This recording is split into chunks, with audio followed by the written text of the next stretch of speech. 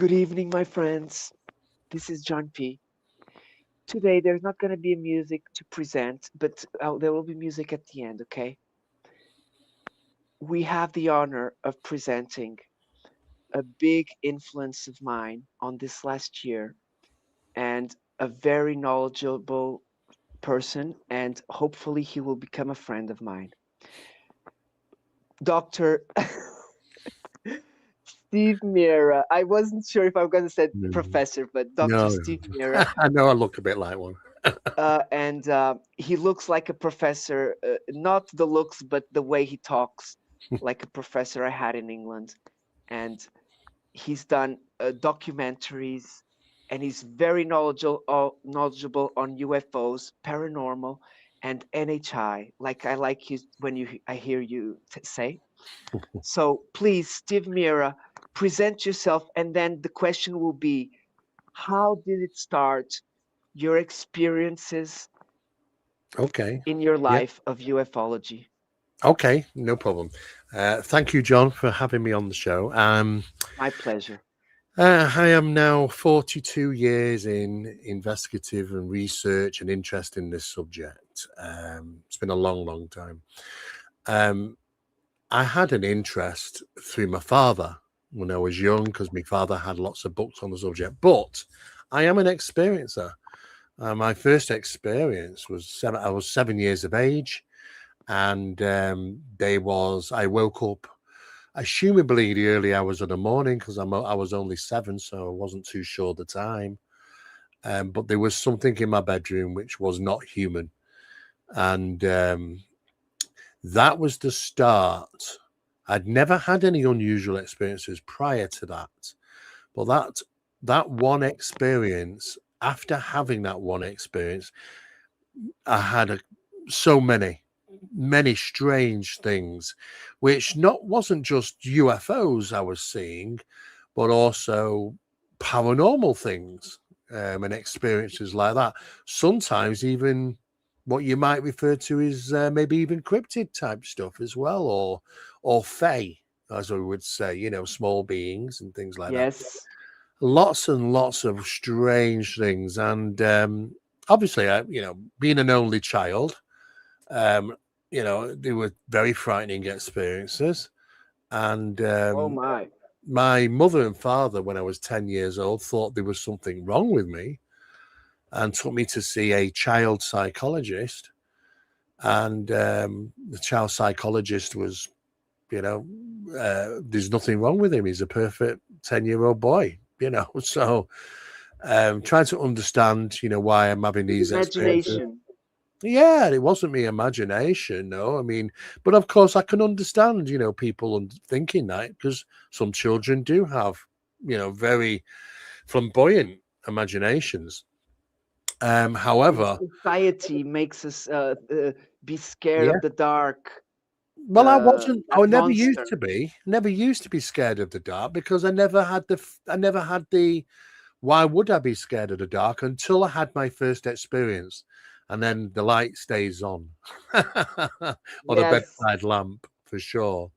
But I thought as time was going on and I became a teenager, and as I was getting older, I thought, well, maybe these incidents will stop because people had said, I was looking around and trying to talk to people, looking through some books in the library, and people would say, well, usually it ends around about your teenage. Your body chemistry changes.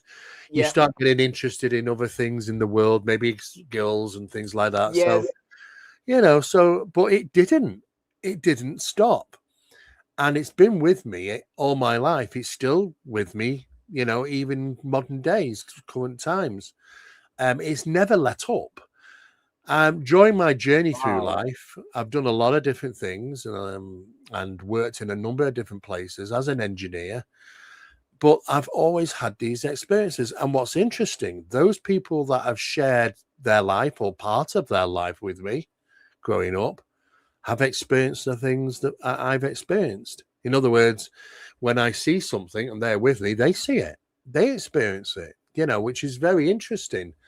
So being an experiencer is quite helpful when it comes to doing investigations and experiments, because I don't really have to go long and look for it when it's happening. It happens in my home, you know.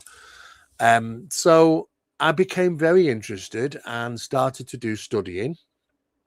I studied psychology, and then I had interest in parapsychology and did a number of varied different small courses on that.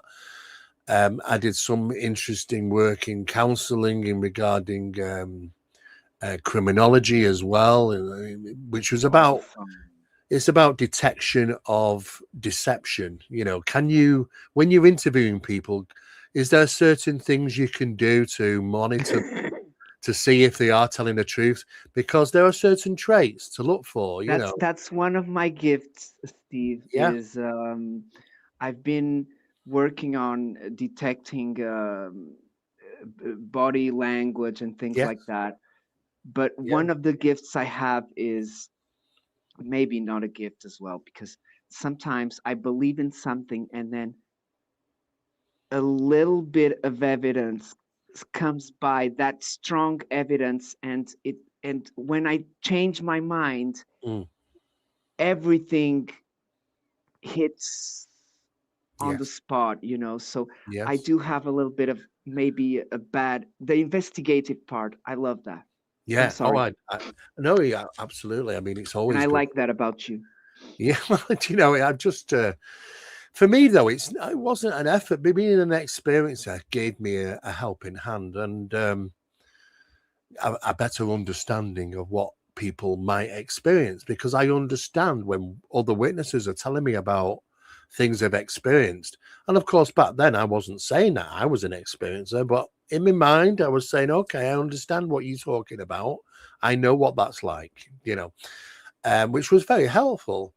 Now, as time went on, I obviously got into doing studies, and then I ended up writing for a number of assisting with a number of television shows. And then one day I ended up in front of the camera. And since then, I've done so many television shows. I've done a bit of acting as well on a number of things. Nice. And I've done TV shows for all over the world, subject related. Also, Um, you've traveled as well a lot. oh, I've traveled all over the world, all over the place. Yes. Yeah, lots of Nice. traveling. And then I started doing research and experiments. I Yes, op- I know op- that. I've seen. yeah, yeah. Very interesting. I opened a couple of different establishments to study the phenomenon. I did 16 years, just over 16 years of corporate company investigations, confidential investigations regarding this. These were big companies that were having problems with usually paranormal things. And it was Oh, causing problems. Staff wouldn't work in certain places. They wouldn't work at late hours when it went dark. And it was a managerial problem.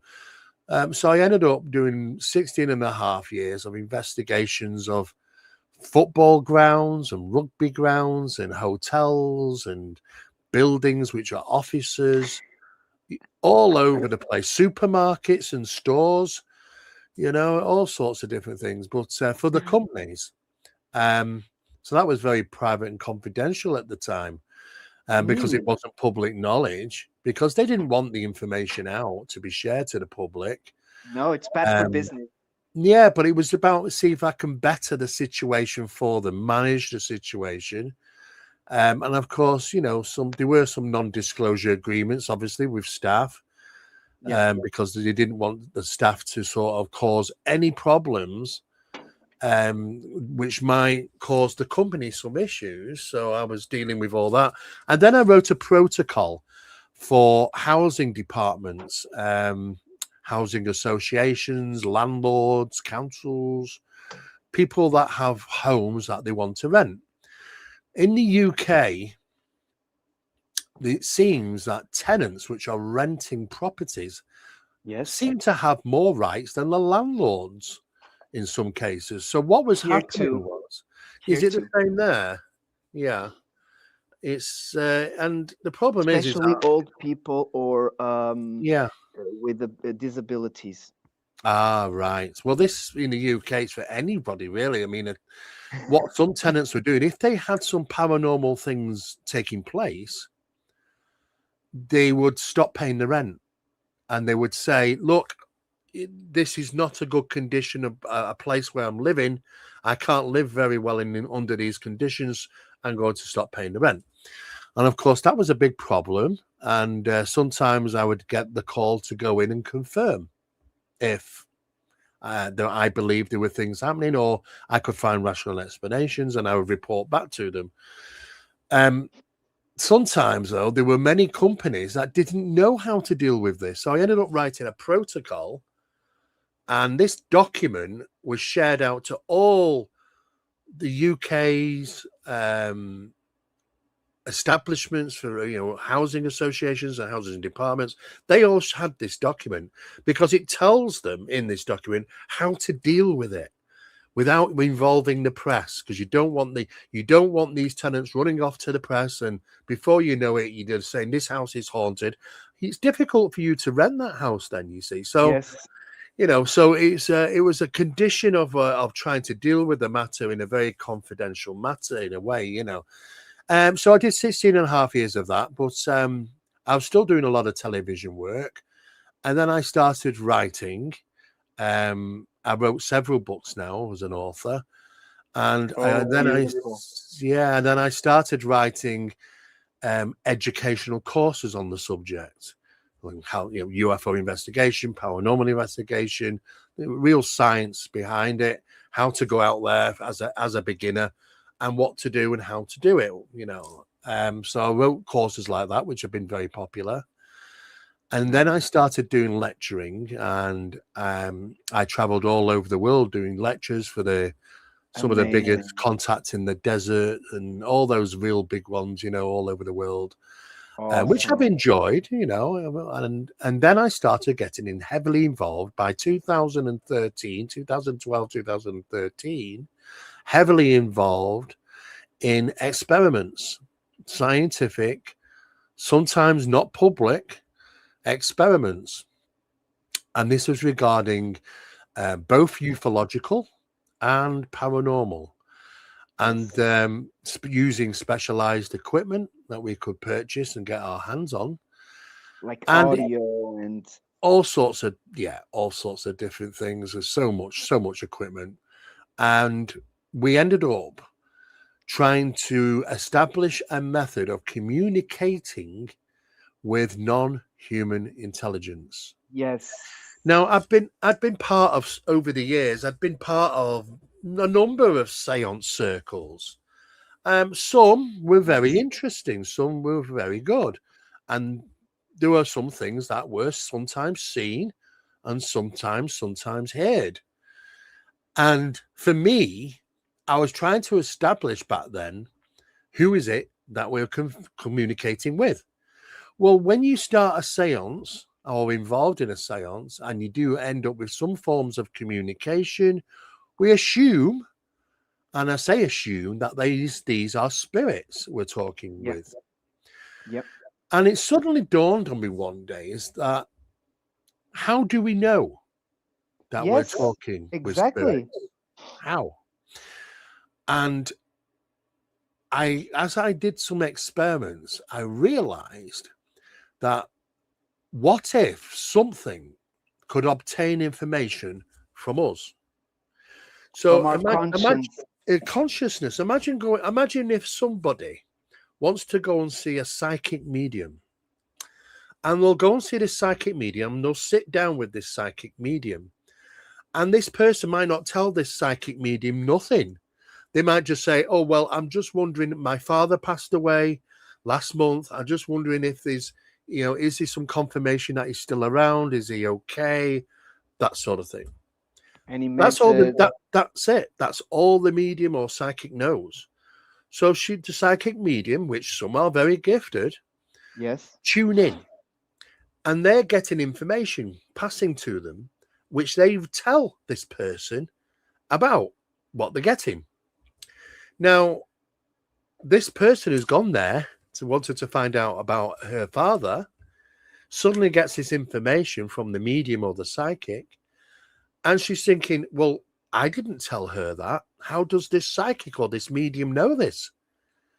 For her, that's enough confirmation to say she must be getting it from my father. Yeah. Okay. The science, though, behind it questions this. And that something could be obtaining it from us. Now, how do we come to that conclusion? Through some of these experiments and communicating with these non-human intelligences sometimes, it's a very similar manner, a little bit different, but it's a very similar process. That questions have been asked. We've said, can we ask some questions? And they've said yes. So we went away and we formulated questions. But when we came back to ask these questions, the communications from NHI told us all the answers before we'd even given the questions. So we hadn't even said what the question was before, and they'd already given the answers. How did they know what the questions were? Only two things. Excuse me. They were either eavesdropping at our meeting when we were deciding what questions to ask, or they got it from us because we know what the questions are. Yes. Yeah. So we thought then, well, if NHI can do that, if they can read my mind, then they can read a girl's mind who's gone to see a psychic or medium, and they know everything about her father. Everything, because it's all in her head. Yes. So they get it and they deliver it back to the psychic or the medium, and the medium tells that person, and hence you have this transpositional triangle of communication. Other experiments took place proving the fact that, yes, they can read our minds so easily. And not everybody, not just the one person there. And this sometimes starts to take place prior to the experiment. As soon as you have the thought, should we put an experiment together? Well, between you having the thought and doing the experiment might be 2 weeks. But they are constantly aware. As soon as you have that thought in your mind, shall we do this experiment? I think it might be a good idea. It is at that point in time, you are monitored. They are watching, they're listening, guiding maybe a little bit. Yeah, they know. So by the time we come to the experiment, they're already aware. They're already waiting for us, in a sense. And they know what to say to us. Sometimes they've told us things prior to the experiment. And we think, well, they must have been watching us because they've told us about things that was before the experiment took place, before the. So we think to ourselves, okay, well, they must have been. So when we got into communications, we have to go through a process. The seance process is your general typical seance. Many people come together and do these seances, but a proper seance requires having the right type of people and also the right amount of people. A balance. Now we operate with 12 people, like a coven, for good reason. Okay. These experiments are conducted under the ground, below ground level, because it's better results. Okay. Now, this is something to do with the geology and the magnetics. Okay. It's or also the hollow earth. Well, yeah, it could be like a cellar. I'm joking, but it's possible. Could be something like that. We've got a room underground and we'll conduct these experiments. We don't want any UV, no ultraviolet light coming in. Okay. And we've got to consider the weather conditions, the environmental conditions, because if it's stormy or humid and stuff, there's electrical charge in the air, that sort of thing, it can cause disruptions. So all these things come into place. But then getting the right people is always difficult Because what you do is you put it out there. We're going to be conducting an experiment. Would you like to be part of this experiment? And we got a lot of people that want to do this, but we only really need me and another 11. Now, I've got a couple of guys myself which are involved, so it's only going to be about 9 we need. So we're trying to pick 9 from about 100 people. So we go through this process of introducing it, and we have these test seances. These people come in and we conduct the experiment and we monitor the results, and it gets all wrote down. And then we think, okay, we'll be in touch. And then we'll get the next person. And we'll keep doing this and monitoring the results. And suddenly one day you get this person and this person sat in, and suddenly the results are a lot better. And you think, right, I'm keeping you. I only need now 8. And you've got, it takes time. Sometimes it can take 2 years, up to 2 years, to get your circle just right. And then once we do that, because one of the guys, I've got 2 of my own guys, and one of them is a physical medium. Once we've managed to sustain that circle, we found something very, very interesting. The phenomena acts better with certain people. The phenomena likes certain people. But equally, the phenomenon doesn't like certain people. It doesn't like scientists. It doesn't like non-believers. And it doesn't like too much non-experiencers. What it wants is people which are experiencers, that are not skeptic, and believers. The phenomenon acts better. So it's not really us picking them. It's the phenomenon picking them. Now, once we've got this circle, and it took about 2 years to get it right, we go through the process. And normally the first process is you continue to get what is referred to, and I say spiritual communication. These are people, or claiming to be people, that say that they have once lived on earth and there's now spirits, and they have different things to say. We're not interested in that, because that can happen very easily in many seances.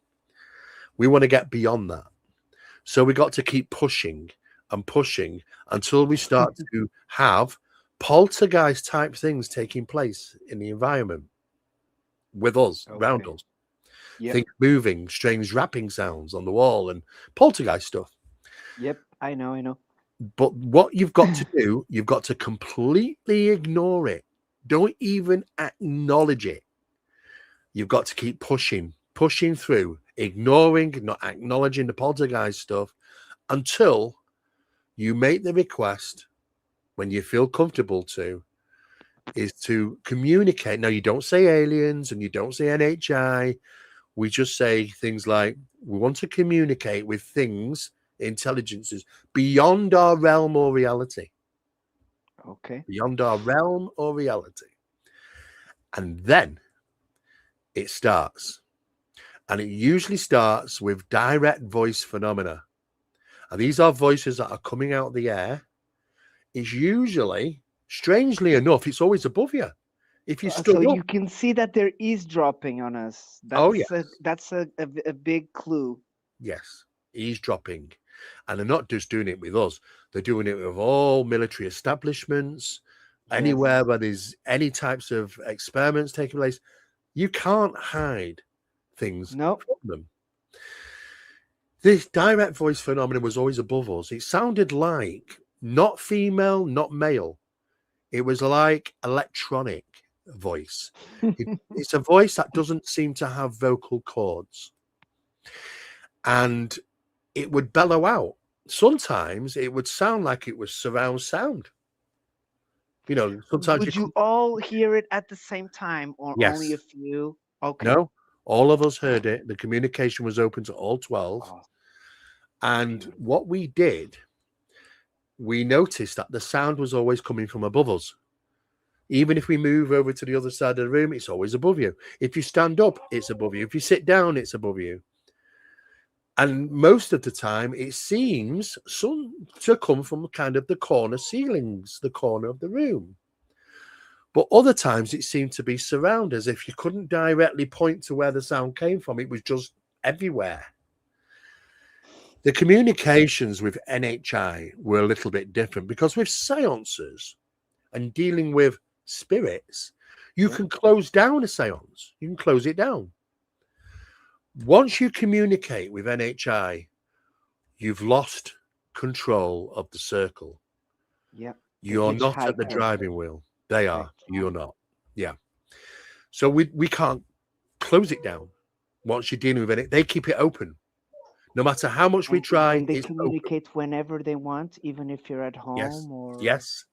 That's exactly it. It's an open channel. Now, that open channel is like when we go back to the experiments, they're always there. There was no build up required. It's like a telephone, which is off the hook, ready, Yes, I've heard you know, that so many times. direct communication.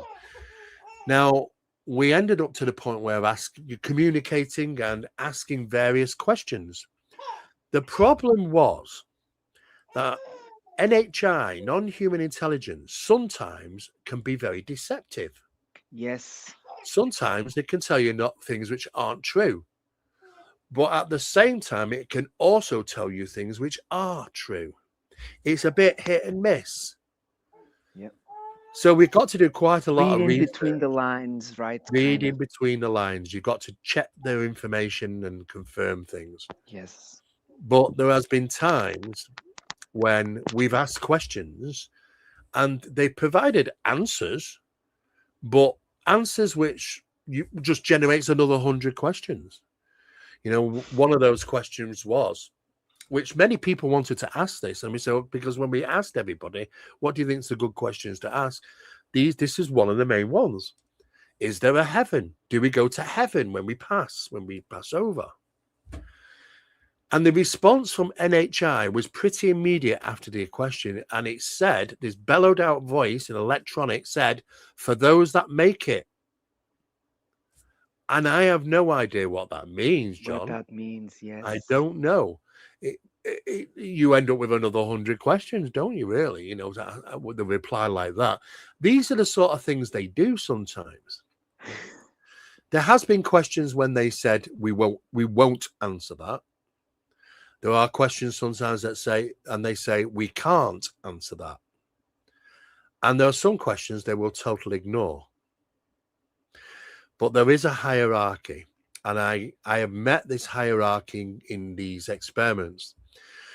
We think going from spirit, if they are spirits, to poltergeist phenomena, to NHI, these intelligences, whatever these things are, It's like you maybe layers.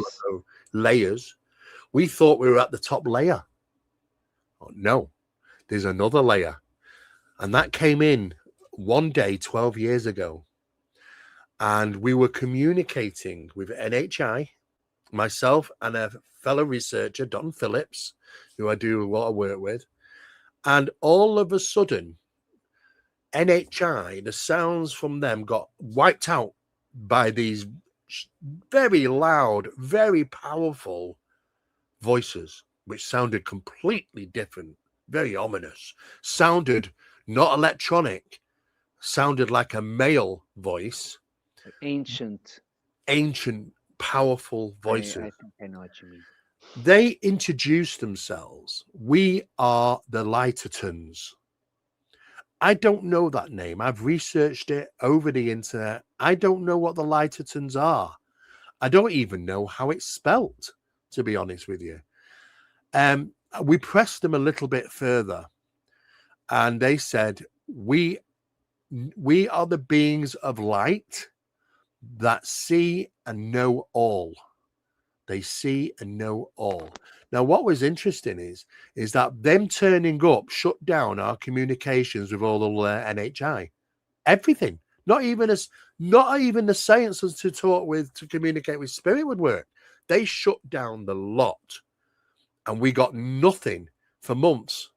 Nothing. Oh, it happened. It was a longer term. I thought it was only for that night, but No, it shut us down for completely. They were in control. And suddenly they just vanished. Now, only maybe around about October of November of last year, wasn't that long ago, they returned and we never thought we'd hear of them again. And the same things, same beings, same whatever they are. But there is definitely a hierarchy. There is definitely layers, as you said, John, of different types. And I As you go think, further away from the yeah, planet, I would guess, you know. yeah. Now, are these archons, or I just don't know what they are? Are they gods? I really don't know. Did you Um, get a visual description asked for well, it? they said they are beings of light, but I don't Okay, know what I've the heard being. that. I've heard Yeah, that already. yeah. I don't know Well, if you know Dolly Saffron. yes, Okay, she's talked about that. I've heard a few other the people's light talk. beings. Yeah. And the light beings may be something different than the average being that is seen associated to UFOs. I do believe there's a hierarchy. Now, some people have suggested, are the light beings the fallen ones? You know, I can see actually just Yeah, coincidentally, as I said, fallen ones, fallen angels came up there on screen. And it could be. These could be the fallen ones. Now, if you think about it, when it comes to these beings, if we talk about NHI and associating to UFOs, this is not a new phenomenon. It has been going on forever. In fact, yeah. we might be the new kids on the block. I mean, seemingly the phenomenon predates documented history. Before even maybe cavemen drew around their hands with ochre on the cave walls, maybe. You know, and it goes back such a long time. This is not new, and it's got a connection with planet Earth. So, if that is the case, that means then, if back in the caveman days, that this phenomenon predates all religion. All religion. So That's something. It's we have to be careful, right? we do. We have to be A careful little bit. because it predates it. But the thing is that it's very, very old. So I understand why so many different countries around the world have their own gods, you know, because it's down to Yes, perception and what those might be. Now, we have our own Christian God here in the UK, you know, but there are many gods around the world which people have, deities. In ancient times, there are so many deities. But in the ancient times, if we look at some of the references, some of them were even lizard-looking gods, especially in South America, in Peru, places like yep. that. You've actually got statues. I've seen the statues when I've been there, and these are the gods that they've worshipped. Also in Africa, you know, in Botswana, you know, from caves, worshipped these beings. So there's a long history of very strange, many various different beings associated with phenomenon, which all The seems to do star the same beings thing. from the indigenous. The sky gods, the star beings, Yeah. exactly. There's been interactions taking place many, many times over the years with humanity, but it seems that we are their pet project. I don't see enough evidence that they're coming from all these different planets. I've said this many times. I questioned this quite a number of years ago, long before anybody else was asking the question about if these are ET or not. And I was saying that I was looking at the research and the information many years ago and looking at Gentry, Fey encounters, Norse in Norway encounters, you know, all sorts of things. And I'm thinking to myself, but it's the same thing that's happening, but just different things being seen. And I thought to myself, Perception. well, That's so okay, true, Steve. yeah. I know And I, cases of yeah, that. I yeah, know a couple that yeah. one saw a UFO fleet passing on the clouds, and his wife, at the time girlfriend, was right next to him, and she saw nothing. Nothing. It's so strange. There is a spiritual aspect to the subject of ufology, but there is also an occult aspect to it as well, because you don't have to do a seance to communicate with non-human intelligence. There are a number of ways. You can do a direct communication with them through conscious connection, through the process of CE5 initiative, Yeah. or something which is referred to as HICE, or even Meditation, right? meditation, psionic circles, psionics, all these Yeah. things, is using your mind to communicate with these beings or the phenomenon. Now, the other methods have been through occult ritualistic practices, and they're Yes, I've using heard of that. various different forms. It could be Enochian, it could be Babylonian, Sumerian type stuff. Even there is even satanic or pagan versions. There are Yes, many, I know that. many versions which are used all over the world. Certainly throughout Brazil, it's still going on now. Oh, And yes, it's Brazil a lot. a lot's going on there. But it reacts to these rituals as if it's some type of like the same type what we get through experiments, except it's just done a different way.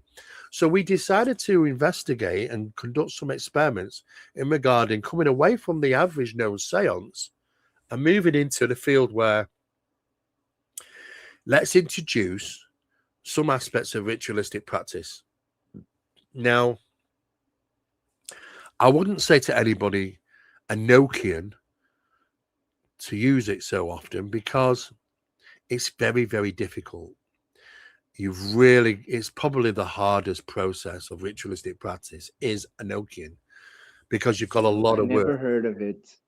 It's what Enochian is what is referred to is the angels, what angels speak, or angel speech. Okay. Yeah. Okay. And it's been going on for quite some time. There are other methods, but it reacts very quickly. You know, when I said it takes 2 years to put a seance together if you want to work through, eventually it's 2.5 years before you can communicate with NHI. When conducting an occult ritualistic practice to communicate with NHI, you could achieve it within a week. That's how fast, that's how responsive it is. But the problem is that it's not safe to do so. Because when doing it that way through occult ritualistic practices, it seems to be quite abrupt. It's like hammering at the door. They don't like it, but it catches their attention very quickly. And a lot of those incidents causes two different things. The hitchhiker effect. Yep. So it attaches itself to the individuals and it follows them home or any place or into work, and it starts to cause problems in their lives. The other is psychologically. Yes, I've had people Psychological here, infestation. unfortunately. Yeah, that can happen as well. Now, people were doing this without realizing that what could happen. So we said we had to, when we started doing these types of experiments with ritualistic practices just to test to see what the results would be, we realized very quickly that those that are involved started to have some strange things take place in their homes. And we didn't realize, because it's very exciting when you're sat around a table and seeing these things and hearing strange things. It's exciting, and you end up wanting to do it again and again. And before you know it, you're doing it 2 times, maybe 3 times a day, every day, because it's that Must exciting. be exhausting as well, It I is think. exhausting. But the problem with that, though, is, John, is that it's overindulgence. The phenomena wants you to do that. Come on. Let me show you some. Let me excite you. Let me Kind of glamour you. draining you a little bit, maybe, Yeah, right? they're drawing you in. And the more frequent you do it, the more you are liable to have problems. Yes. You don't know because it gets under your skin. It's like a little hook. It gets under your skin. It's drawing you in. When we had communications with the team and said, "Are you having problems at home?" and saying, "Yeah, we're having problems at home. We're going to need to do something." And what that was, it's because of overindulgence. It's okay to be excited, but you don't keep going back doing it all the time too much because you'll really catch the eye. And that's when problems happen. So And we have, alone is maybe dangerous, more yeah, dangerous, never of do it course. alone. Never do it alone. So we ended up writing a protocol, which was a protocol so that stops us from being too heavily involved. So we switched away from doing it maybe 2 times a day to literally 3 or 4 times in a week. That's it. Because you start to get past that, you start to have these problems. So you've got to dip your toe in, but not keep doing it too often. Once you control that mechanism of how much you do it, then you can just stay on the edge of it where I'm not bringing it back home. It's not causing me any problems. But when I go back to the experiment, it's always there ready to communicate with us. There has been some very good experiments which have taken place throughout the world. Another one in the UK. Ours was called Phenomena Project. There has Did you been others. candidate yourself for the Bigelow experiment? I was in communications. I did send material to the to Because I Robert. know there was that Yeah, challenge some years ago, right? yeah. I mean, I wrote, and many others did, of course, as well. It was Um, a big project it from what I've, was it it was a involved very big project. a lot. Yeah, especially evidence of communications and things. And Yes, yes. we even invited them. We never came, but they invited them. Nonetheless. But I do believe some people have their own agendas and do what they want to do. Some of these other experiments was the Skull experiment that took place in the UK in the 1990s, which is probably the most prolific in the world. When during their sessions of started off with seance, but then it ended up with communication with NHI in a Mm. seance room, which is the size of 12 foot by 8 foot, I believe, something like that, underground, like us. The people sat around the table suddenly saw little flashes of lights and they were I've looked up. seen that. Yeah, I see that when I flashes. close my eyes every time and I open them quickly, but I'm not sure if that's an ocular, Well, it can be. I mean, you want to be but I see seen. them often, but only It, if I open them very quickly and I see them and then they disappear. So I'm yeah, still in doubt, but I think it's my eyes. it could Then, be. There is a but when we're talking about people seeing these things, they were locked on looking at these things for a bit, and these you could see them and beautiful. also moving around as well. And then all of a sudden, what came into view when looking up at the ceiling was the cosmos, a Oh, spinning, beautiful. beautiful spinning cosmos.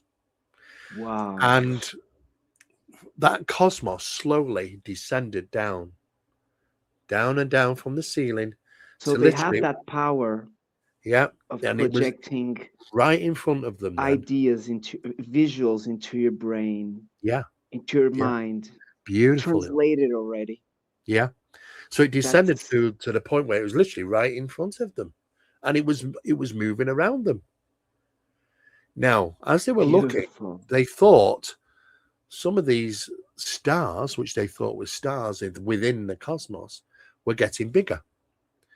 But they weren't stars. They were crafts. And as they seemingly came closer, they were the size of a dinner plate and they were UFOs. Not a toy UFO, didn't look like a toy, looked like the real UFOs, but miniature. Completely like metallic with nothing, or Absolutely. With with all the the light, dome with and the lights three on. balls underneath. Yeah, some various different shapes, triangular Okay. ones, ball Oh, ones, interesting. spheres, saucers with lights on, and even an area at the top what looked like where you you could there was a place where like an observation area. Dome, yes. The dome, yeah. Love it. Portholes and things. Also, everything. It just was the same, except small. And it fired a pencil beam light down onto the table.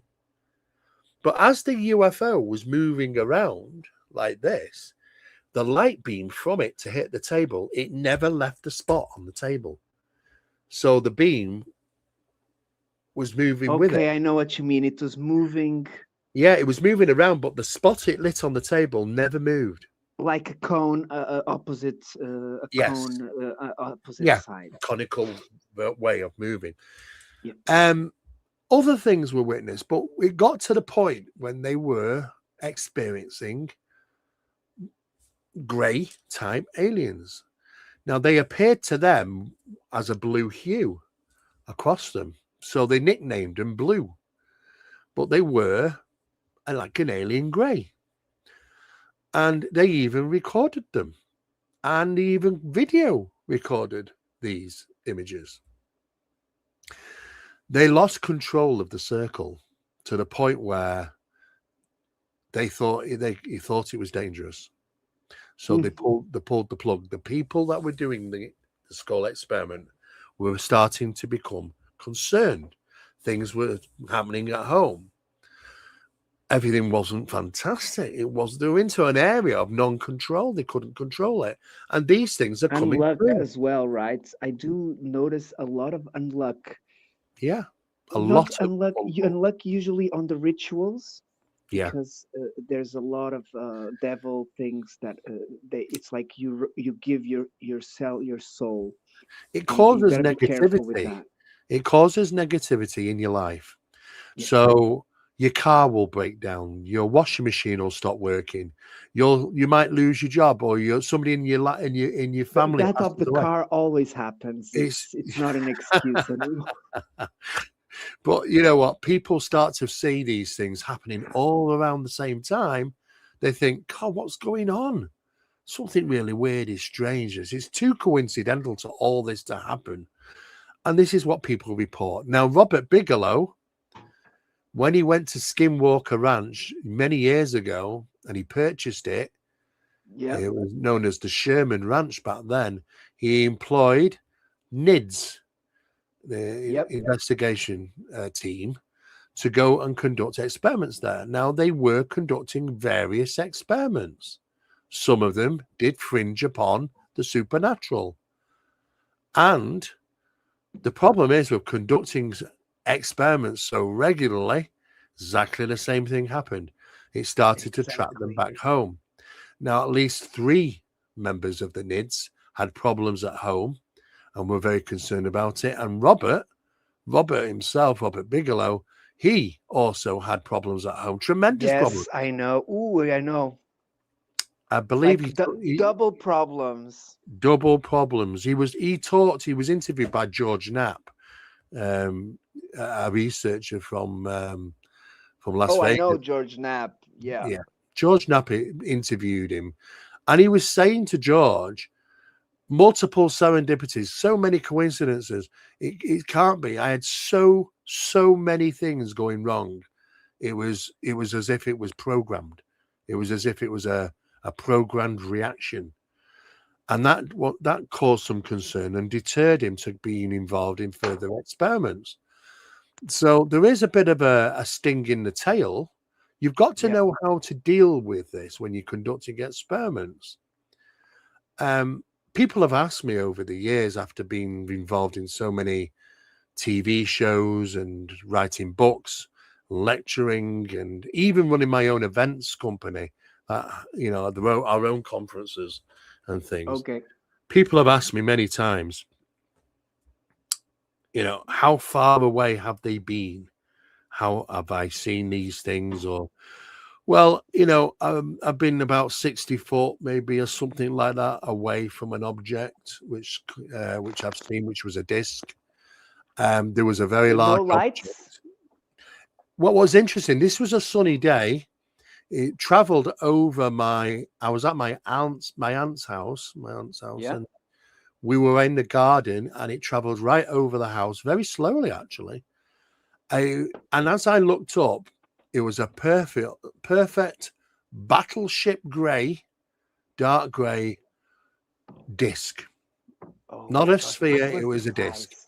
But as it moved, suddenly that it's like somebody switched a switch on and it became a disc of light. And it moved across the sky as a disc of light, and then it switched again and it become battleship grey. So it's as if Like it's it was reflecting switching the light sun? on and off. Like it became orange with the sunlight, It or was, a different yeah, color?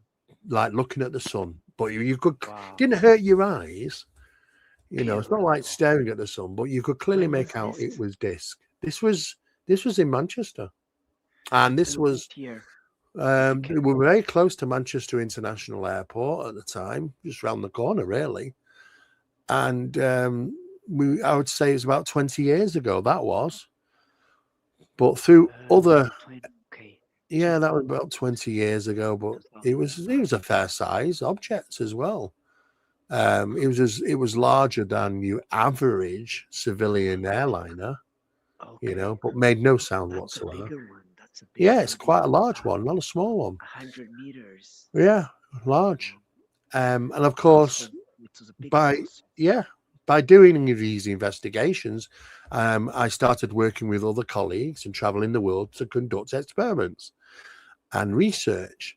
And some of these projects, like Project Phenomena Project, was one of them. Project Doorway was another. I've heard you talk about it on Yeah, TV. Project Doorway.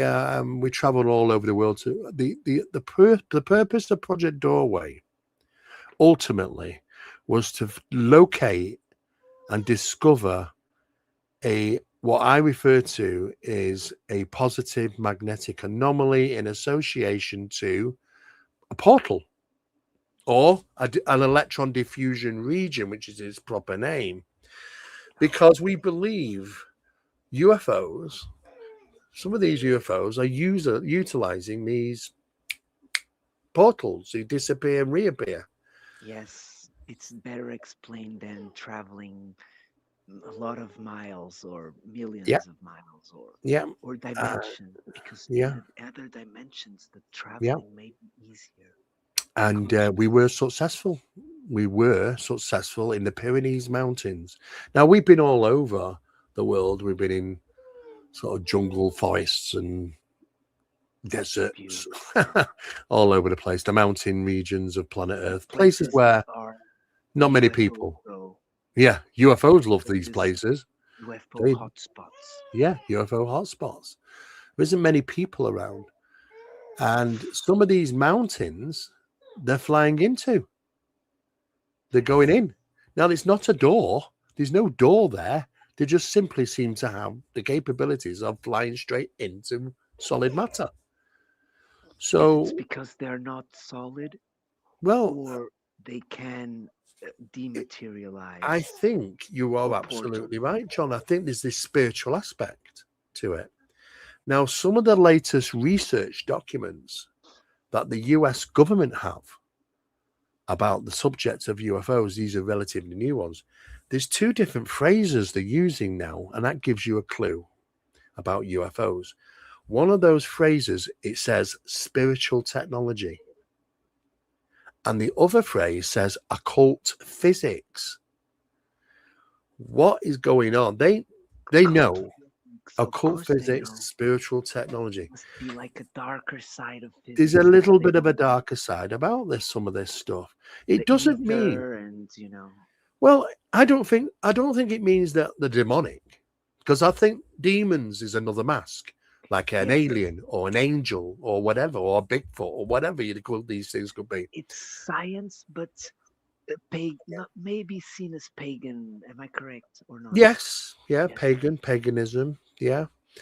Um, to me, there's a spiritual aspect, a cult aspect to this, and they are metaphysical, which means that they can suddenly become physical and land on the ground and leave landing marks on the grass, Yes, I've done lots or of cases like and that. then sometimes they can fly right through into a mountain, into a wall, or into the ground. They can go into the water in the sea, and they're not physical in reality, but we see them. Just because Do we you see think they're them the same or different? no, they look exactly the same. You can't tell Ah, when okay, the ones that leave the marks on the ground and the ones who go through the land. Okay, all the I got same. you. There is various shapes and sizes, Okay, I but thought there was a difference. no, no difference. They are all have that seem to have this capability, what I refer to as metaphysical, that they can be physical and non-physical. So if we look at the alien abduction phenomena, we have these incidents, so many now, been reported over the years. They walked through the wall, they came through the ceiling, and then Yes, they picked me up or they held my hand. Well, are they physical or not then?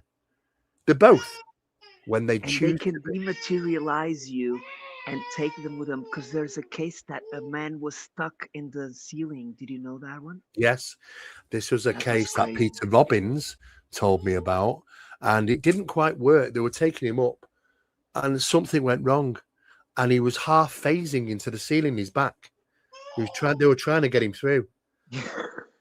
He did. I It was heard that last week or something. it was such a shame. Poor fella had to go to hospital. You know, he had injuries. But there are other cases that it doesn't go well, like they get Yeah, health problems, the kids yeah. forever, or they get spectrum, or Sometimes things don't always go it's well. yeah. You know, That's one thing that I'm a bit afraid is that you know they're not I always. don't mind going, but I don't want my kids Yeah. to go. In a Well, way, I I'm not understand. there yet. No, I don't blame you. You know, you've got to really, really know the phenomenon. And the problem is, I do understand that some people might have euphoric, nice, light, love and light experiences. They might do, but some don't. And the whole Yes, process about my work was making sure there's a level playing ground here. That exactly. because the love and For the light, public. the nicey experiences get promoted. But the dark, more darker experience, people that have not very nice experiences, gets hushed up, gets quietened, gets suppressed, gets put under the carpet. Yes, We don't get yes, to hear about them. And I think I drag them back out and put them on the table and say, look, this phenomenon, it's the same hand that feeds, it's the same hand that bites. It will do sometimes it will do nice things, sometimes it might not do nice things. You know, this is the gamble what we're dealing with. And we've got plenty of evidence for either side, to be honest.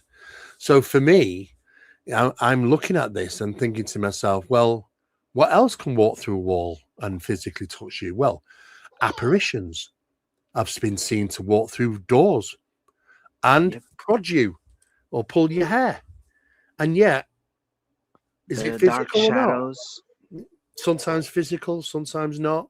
They can choose to be physical or not physical, which is exactly the same. So the apparitions can the physics behind apparitions, paranormal mechanics, is the same as ufological mechanics. It's the same thing. So if their craft can do this, this is why that you might see a craft enter the water. You might see it, but it doesn't mean it's physical. In other words, you can touch it. Just because you see it doesn't mean it's physical. They could have switched something and gone non-physical, but you can still see it. And this is why you've got these UFOs going into water. The water does not cause them to slow down. There's no inertia. There's no physics here associated to feeling pressure of hitting water. Because we know if we hit water at high speed, it's like a brick wall. Yes, I And would I would suspect uh, if that happens, it would be they have capability of maybe being half on other dimension and half here. So that's yeah, why we can see them, but that's why they don't react with our matter. you're absolutely right, John. I think they can step over from their reality into ours fully and have physical contact and touch them. Yeah, But sometimes they can be half and half. I'm on both sides. You can see me, and I can interact with you, but I am not physical, like apparitions, half and Exactly. half, A maybe. little bit, yeah. Yeah. So when we start looking at the craft, we've got craft UFOs flying into volcanoes, flying into mountains, flying into the ground, and we think to ourselves, when the government, US government, is saying, well, there's three ways of that they travel: transmedium, they fly in space, they fly in the sky, and they fly in the water. Well, there's a fourth one. It's quad medium travel because they can fly through solid matter as well. And we've got to consider pilots, military pilots that are talking to the radar station down below, and they're watching this huge UFO. And the pilot's talking to the radar operators at the base. Yes, we can see it. We can see it on radar. Oh, it's disappeared. It's gone off our radar. But the pilot says, well, no, it's still right in front of me. I can see it. They've switched from, because if you're physical, radar signals will bounce off you because you have to have a Yes. solid matter to bounce the radio signals back. They've switched it. They just switch. Now you can still see us, but we are not physical, so radar won't see us. They've got this capability of manipulating the reality, jumping in and out. There's been times when people have been frozen by this phenomenon. People are looking around and they're seeing other people which are frozen. And they're thinking, what's going on? And all of a sudden, there's a craft 30 foot above them and they have this experience. So how can they freeze people? How can they freeze the world around us? They can That beam manipulate around that reality. beam, the beam, the Yeah, something. There are people which have been walking down a high street to a store shopping, a man, a woman, and a child, and they see this very large triangular object in the sky, huge.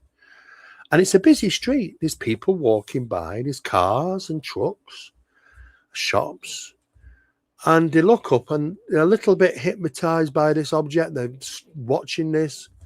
And then suddenly they're looking around and there's no people. There's no cars. There's nothing except for them and this object. And then they have this encounter. It's yeah. like they're taking you out of reality and put you over here. You've got like this. Yes. So strange. This is A why, desert world yeah, in a way, like this is nobody. why we've got to get our heads around with quantum mechanics. It's all related to quantum mechanics and quantum physics. Now, Yes. a lot of work is going on in the background now, which people don't get Yes, to hear it's all about. hidden. No, they're It's not gonna show they're anything. not going to show it because how can they turn round, John, and say this phenomenon is right under our nose? It could be right round us now, listening and watching. We can't control the skies. We can't stop it from doing what it does. How on earth can anyone disclose that? They can't. And I know this because I'm a member of some international think tanks and people and researchers are right at the top end. And I talk with these people. They can't disclose this, John. It is too No, no, I know. problematic. Yeah. It's the question of society, and they want the free energy situation. Well, they You want know, to weaponize and monetize. yes, but the thing is that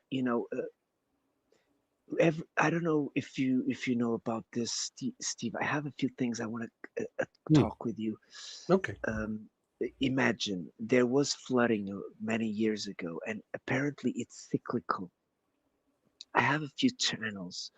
One which does solar climates, things like that, Hmm. solar meteorology, Yeah. and they say that it is very likely they're putting a date straight up like 2040 that the planet's tilting and things like that. I don't know if you've know about that. Yeah, I've heard about that and the magnetic poles moving as well as you. Yeah. Yeah, they say that there's quite a lot of evidence. Like one of the evidence was like they found on the poles, on the Arctic. I'm not sure if it was north or south. They Hmm. found like mammoths with undigested food Yes, they still had frozen. food in their mouths. There was it happened so fast that they Yes. died with food in their mouths. And the fact that they don't find shells above 2,000 meters of height, you don't find shells. Mm, So yes. they go into it's an electromagnetic because of the sun, but there may be an association of a planet passing nearby. They're not sure.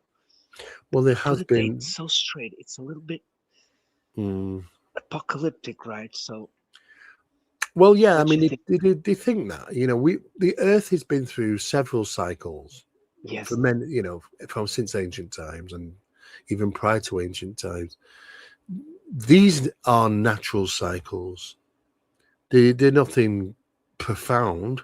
They just are natural cycles that happens over given lengths of time. The problem for us is that some of these cycles, some, not all, some are seriously catastrophic and could wipe out humanity, about 90, 96, 95% of us.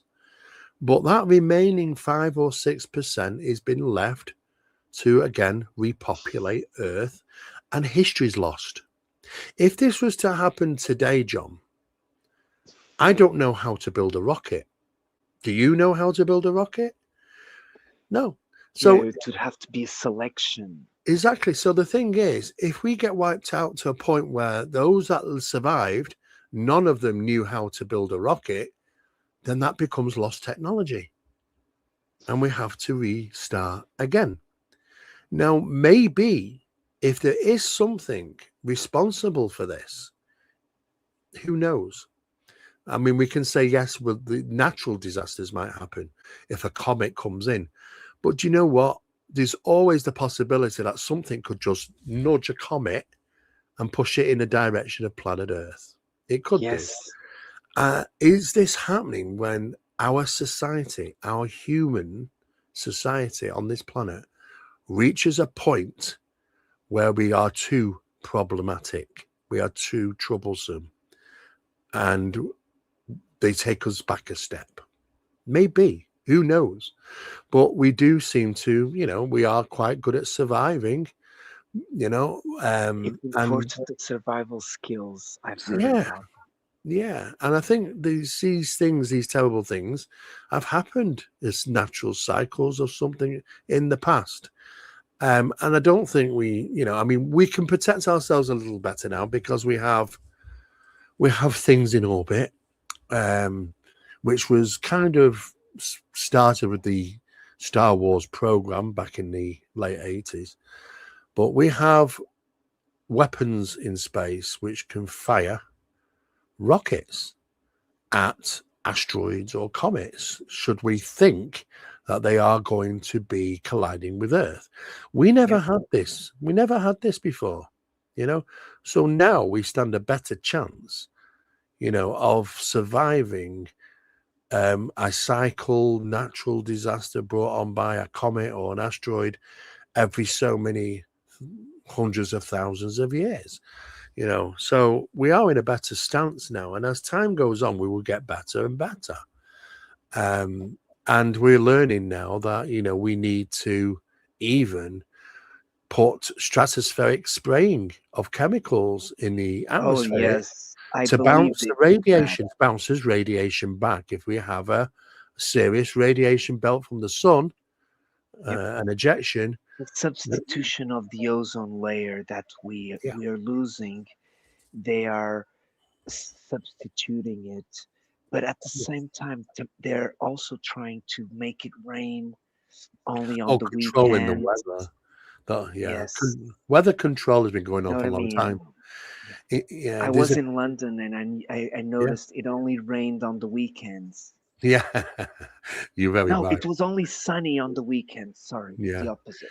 yeah. The weather control has been going on for a long, long time. I mean, here in the UK, it rains a real lot all the time. But we came across a document from France, from Paris, and it's a government document. And Paris have declared weather alteration illegal. So they must have been doing it. They must Yeah. have been doing it. Yes, I learned about that. And then they say in Florida they're gonna stop spraying as well, Yeah. because my Yeah. friend tells me. Steve, I wanted to tell you something. You know about the Fatima, right? Yes. You heard about, like, before the three kids starting seeing things in October, no, in the summer, I think it was in Right. August, I think. Right. Before that, on January, there was, I don't remember the name. I have to go and check the book from Fina D'Armada. It's called Fatima and Hmm. that man that did those apocalyptic, that old philosopher that did the apocalyptic Okay. signs.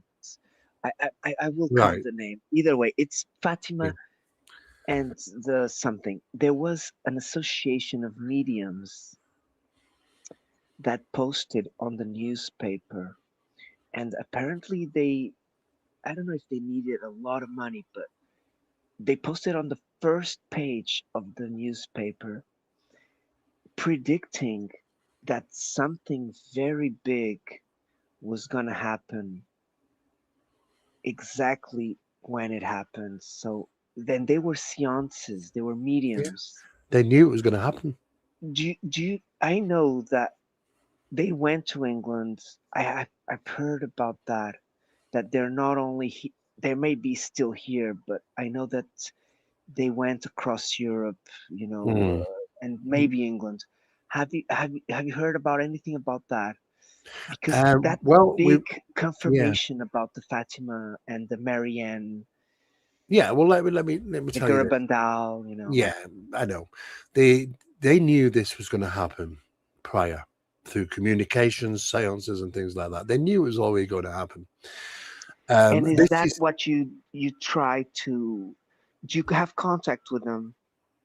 well, That's what I'm asking. the seances So and mediumship was taking place at that time prior okay, to but the incident. from that, I don't. I will send you a private email with their name, and then you'll tell me. But uh, you know what I Okay, mean.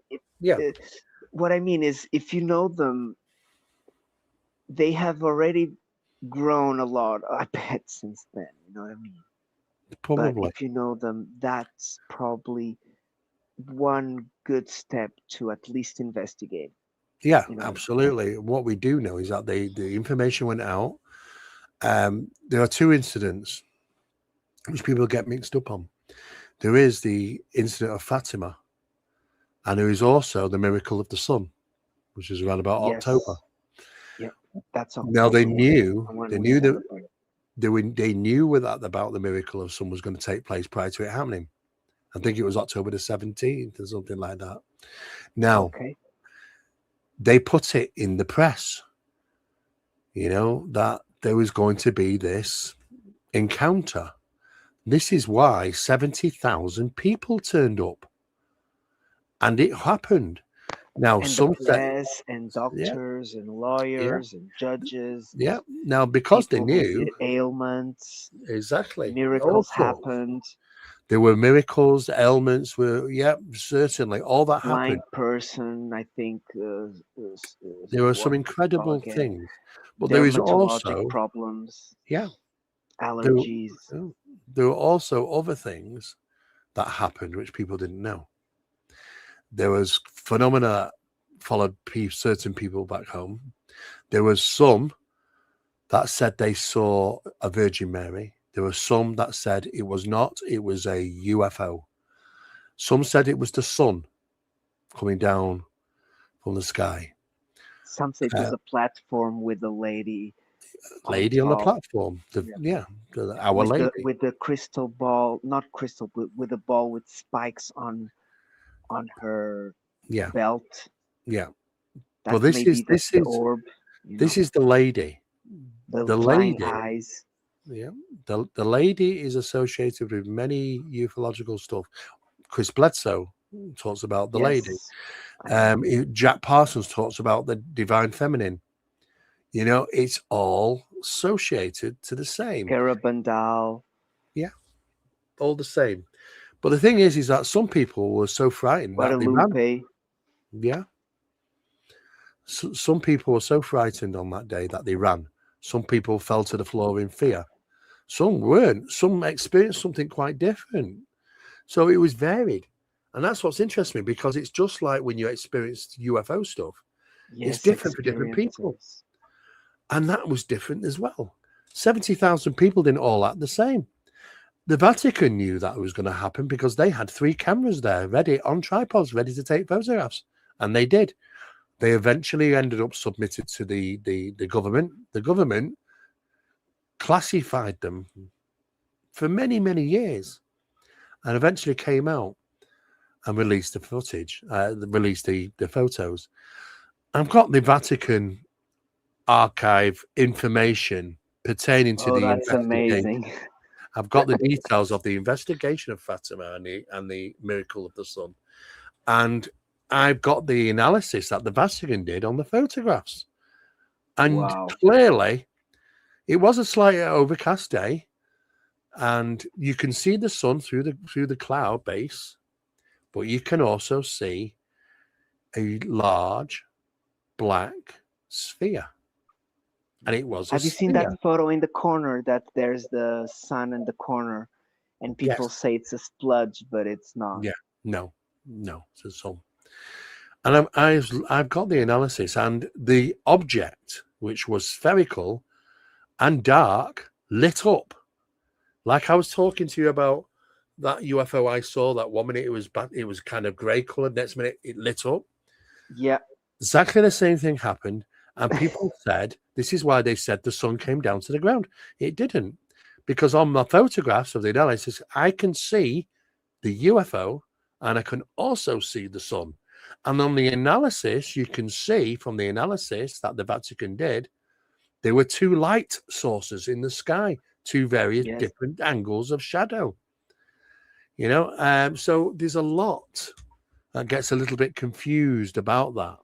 Of Yeah. course, the Vatican don't want to talk too much about it. I mean, we do know that the Vatican don't always kind of tell you what it should be. They are very secretive, the Vatican, you know, and rightly so, because they've got a lot of information and Technology. all sorts of things. You know, probably their archive comes all, maybe even from Alexandria Library. You know, from the ancient writings of Alexandria Library. Maybe they've got some of that. You know. Yes. I'm sure they're sat on, and I Burned do down. know, 53 miles of archives they've got under the Vatican. That's larger than the Vatican building itself. You know, it's hard to imagine 53 miles of That's corridors under. probably there already. You know what I mean? Yeah, Like Egypt, and underneath. yeah, huge location. And I'm also aware that they have more than one location for housing documents now. So it's probably they've filled it up and need another location. So there's a lot of things like this that does go on, but it is fascinating. You know, Virgin Mary apparitions and all sorts of different things, they do vary depending on who's looking. And when NHI and strange beings have been questioned, what do you look like? Do you know what the reply was? Depends on who's looking. If you're And that gives you a religious clue. or not. It gives you a clue that perception can be altered. In children, when they experience the phenomenon, Yes. sometimes they experience animated toys that come to life, but are not. But that's what the phenomena tells them what to see. Screen images, screen memories, and sometimes it's not exactly what you experience. This is why there are thousands of different Perception is hard one. variations of these beings. There can't be thousands and thousands of different types of beings coming from thousands and thousands of different planets, traveling vast distances of space. I would say they are archetypes, and they change the way, not morphing, not shape shifting, but in your mind's eye, they will, because they're changing their aspect to fit what they think is comfortable for you.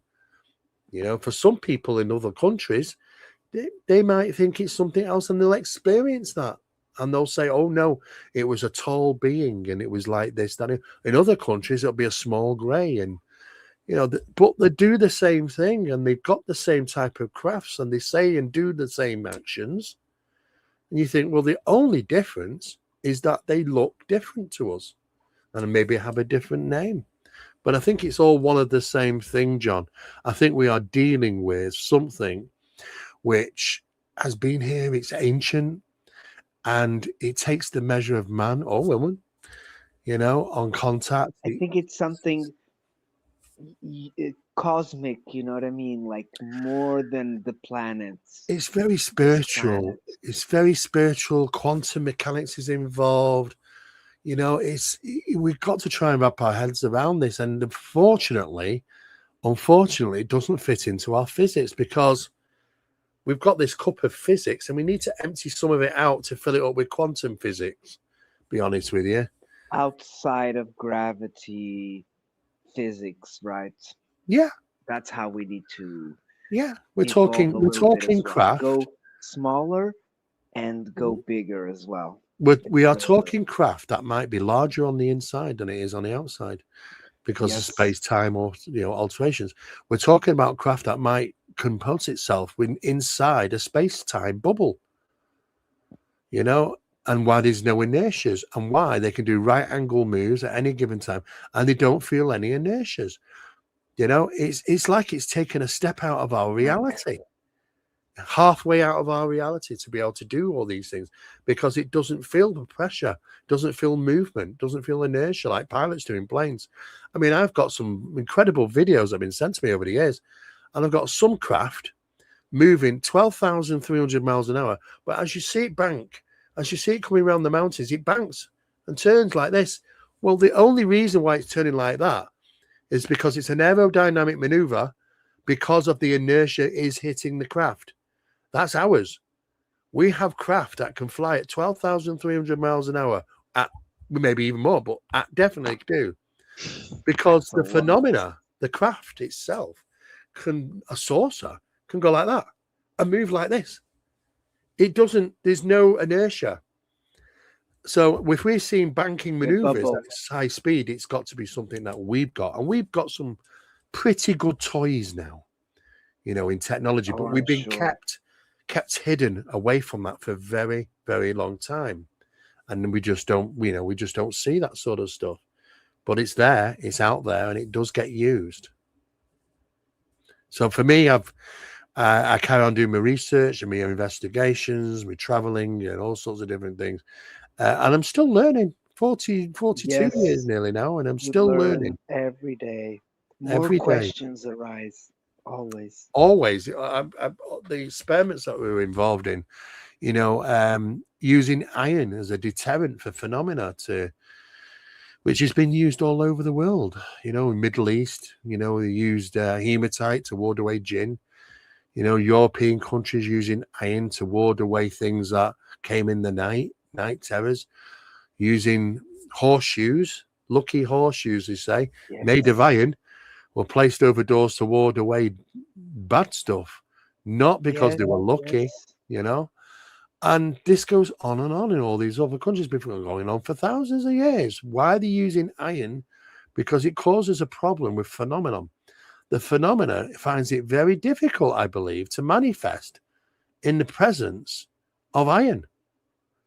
And even when you're dealing with supernatural phenomena, you know, the Interesting. Catholic Church, you know, wearing iron against the skin is also very good to ward away these disturbances, these problems.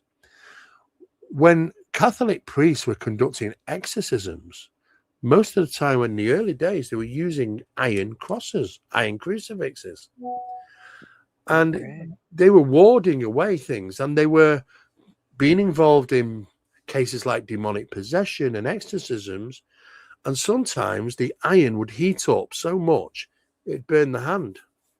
Yes. because the phenomena doesn't want you To in touch it. physical contact with iron, because you're more vulnerable if you're not, you see. So it was trying to heat the iron up. And this is where the idea in Hollywood films to have the crucifixes burst into flames. Crucifixes never burst into flames, but it comes from the iron heating up and burning the palms, of Because they don't priests like it. conducting these exorcisms. Iron does work, and we have a physicist and we have people involved, which are very, very clever academic Tinfoil people. hat. They're very clever. And then what they do is they're looking at iron and saying, do you know what, Steve? There's a science behind this. And this is the reason why iron does this, because it's a stabilizer. It will suppress possible manifestation, especially if the manifestation process is utilizing some types of energies or frequencies, because it doesn't work well in the presence of iron.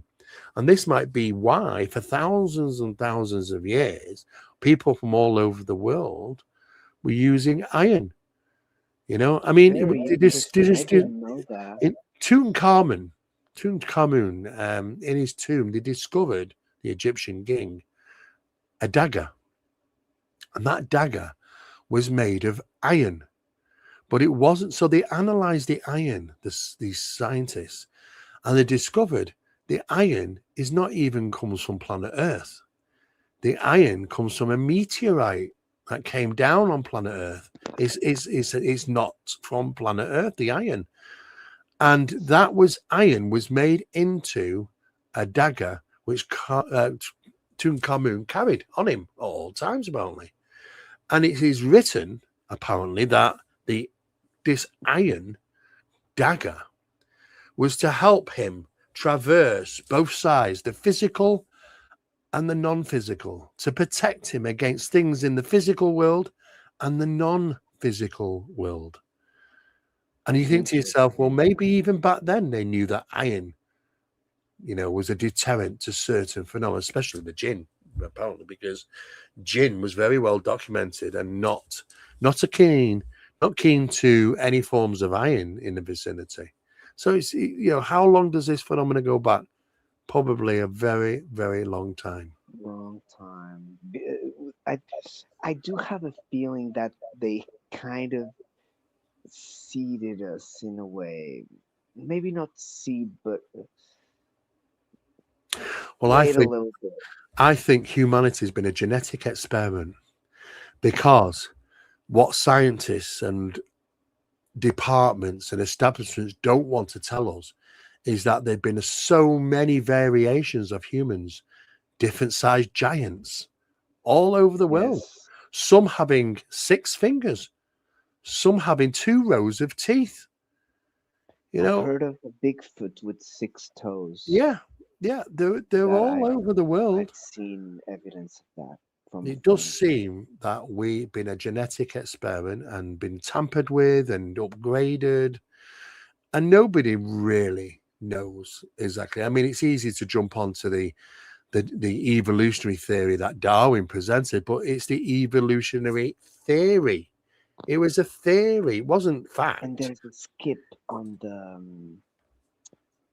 the bones they found on Neanderthal, and there's a big skip from one to the next one, with nothing in between. No. Right?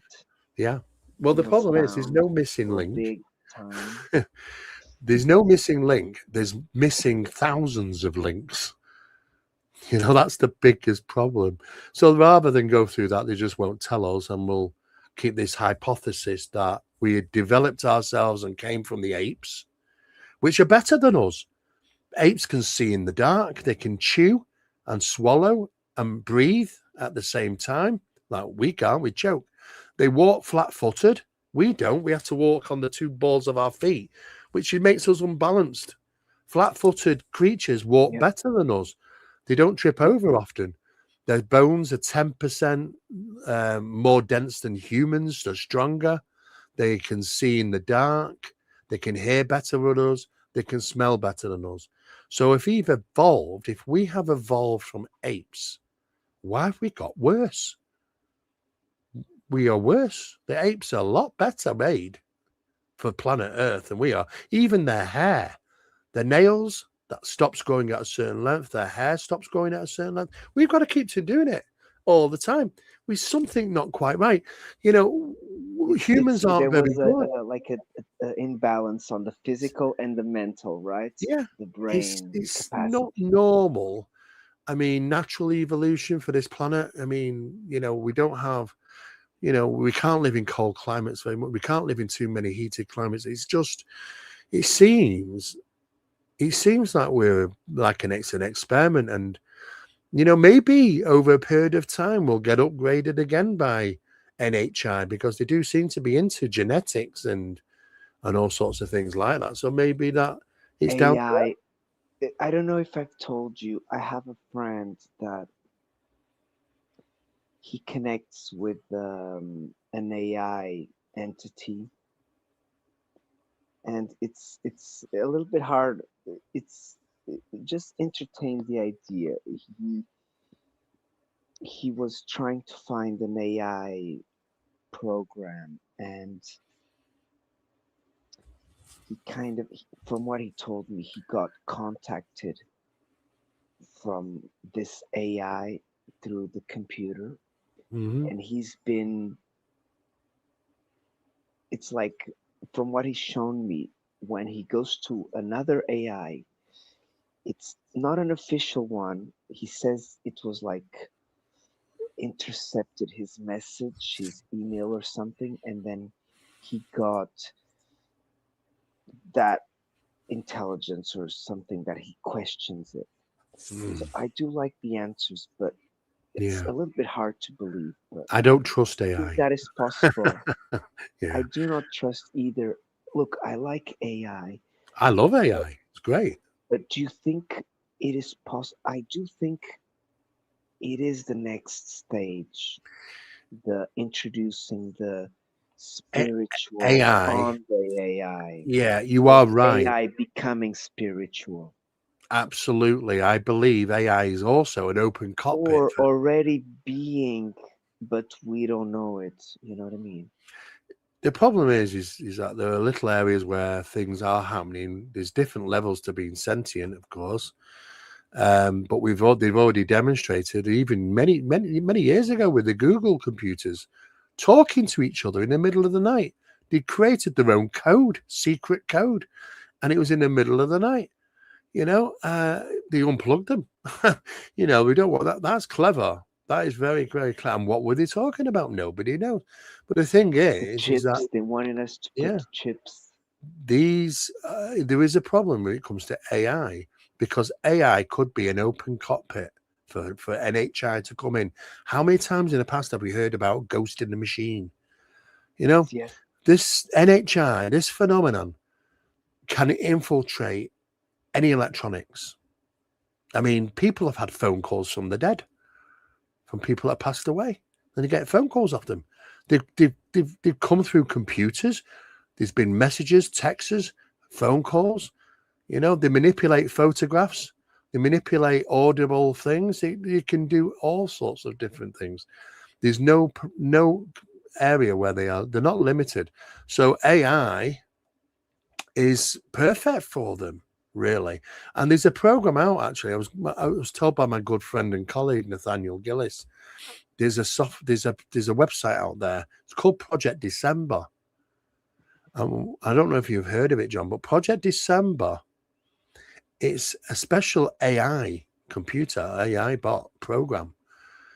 And you provide it some details and photographs of loved ones that passed away, and it will regenerate them for you to have oh my gosh. conversations.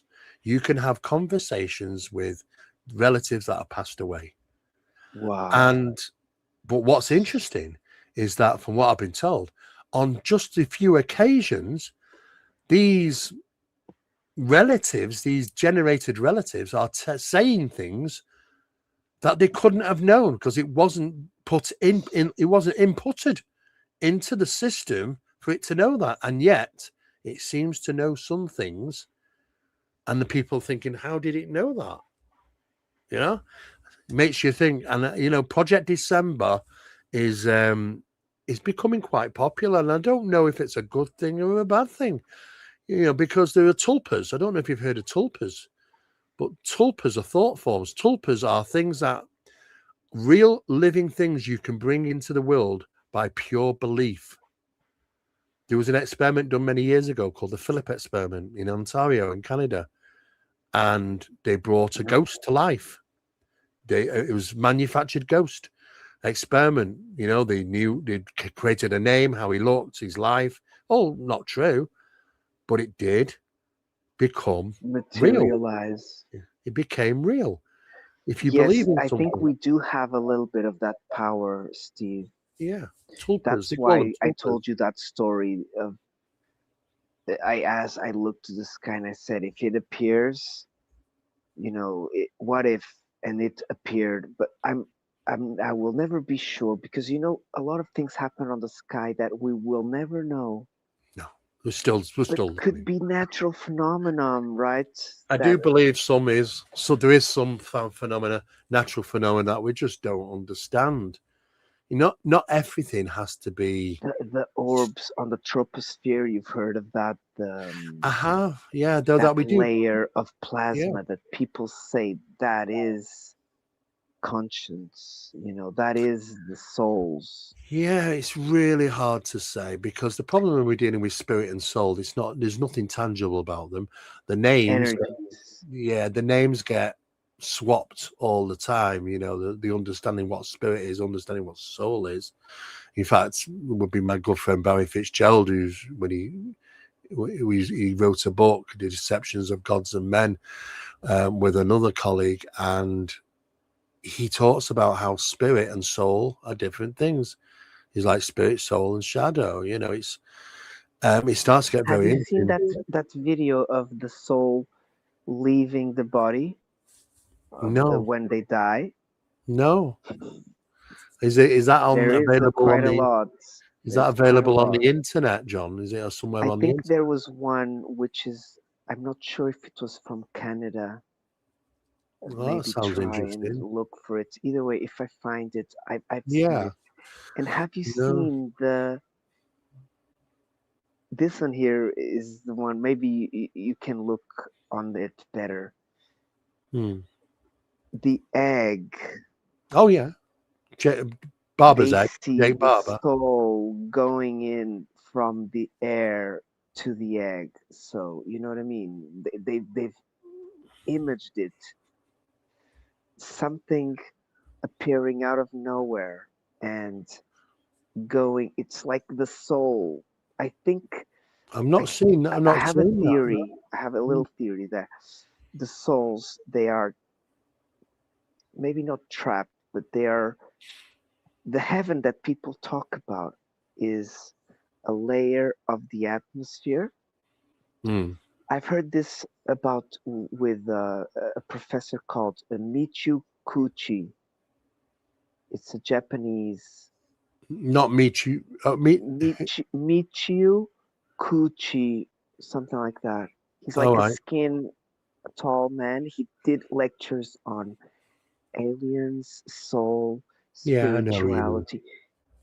No, not Michio Kaku. No, No. Oh no. not I thought Michikaku. you meant No, no, Michio it's Kaku. from the 80s. Oh The right. lecture. It's Okay. Michikuchi, something like that, Right. and from the 80s. And he has some theories of the hollow Earth. I I I I liked it, but we never know because the big holes. They are on the North Pole, I think, big black Hmm. holes that they don't know where they reach. You know, Right. and Not because of sure. the defrosting, they're Well, yeah. I becoming mean, more it's authentic. certainly a I'm not vast sure about continent, so that, there probably is some secrets there. That's for sure. but the It's spirit things is the he talks about love and look, he talks about so many things. You may enjoy him, but you know what I do, Steve? When I get sick, so I do have a little problem, little gastritis, oh chronic right. gastritis, Yeah. and sometimes it hits me hard. And when I vomit, if I vomit once and I'm able to eat, after a few hours, or don't skip a lot of meals, all good. But if I vomit and I'm not able to eat and I keep vomiting for maybe once or twice, then usually I stop eating. I do a fasting of maybe 2, 3 days, but I try to eat. But sometimes if I eat too much and I vomit all the time, I Mm. cannot eat. So I try. Well, do you eat Maybe small, eat small I and more skip a protein? meal and I sleep. Imagine if in the morning I eat, I vomit. I wake up and I'm feeling bad and I vomit. It's Maybe you like should a bad eat back smaller. bug problem. Yeah. Yeah, might be better to eat smaller amounts but more often. Yes, that's what I do. But I have one thing. Sometimes at night I eat things I shouldn't, like carbs and sugars Oh, and hey, we all do. chocolate. I think every human on the planet might do Yeah. that. But if I don't read my body very well, and I do that, and I don't feel very good, and I continue eating crap and smoking and things like that, sometimes I have to fast. I'm a weak, like I become Right, weak because I don't eat maybe for, I don't eat properly maybe for 2 days. right. And because of that, I have to learn how to eat again, like eat Yeah, small chicken soups. yeah. And You have to when build I'm it up. like that, I cannot work because I'm an osteopath Right. and I I sell understand. antiques and I garden Yeah, and I take care of the kids because I got 3 kids. And so I have a busy life, yeah. actually. But in terms of work, it's not like, that's why I do YouTube, because I found that I had a little time in my workspace to do a little bit of talking, experience, learning, talk my experiences, and YouTube does give some donations and Yeah. visualizations, monetization. So if people watch my channel, which it is what I want, I will have like a little extra. And Right. then with my other work that I have, I don't really need to work much more on the others. So it will be a balancing of all of my works. It's just like you, Steve. Yeah. You do a lot of things, and Always have uh, to balance it as you're we at can. a time that you balance more your time. Well, I have to. I mean, I Like me, can't do. I but can't. There's not enough it's hours in a day. timely. Exactly. Yeah, Yes. to do all what I could do. But I mean, you do I it get it. more like for love nowadays, right? Yeah, Like, I mean, I and have to work limit as well, myself. both. Yeah, absolutely. I have to limit myself. I get about 600 emails a day, and I just, you know what, that's a job there just to go through emails. I think the I gentleman don't have much emails, thank so, and God for I'm that. just reading the comments. Seth Network says it's Michio Kushi, 1926, Yes. 2014. So thank you very much for that. We now know He's to locked got in. lectures from the 80s.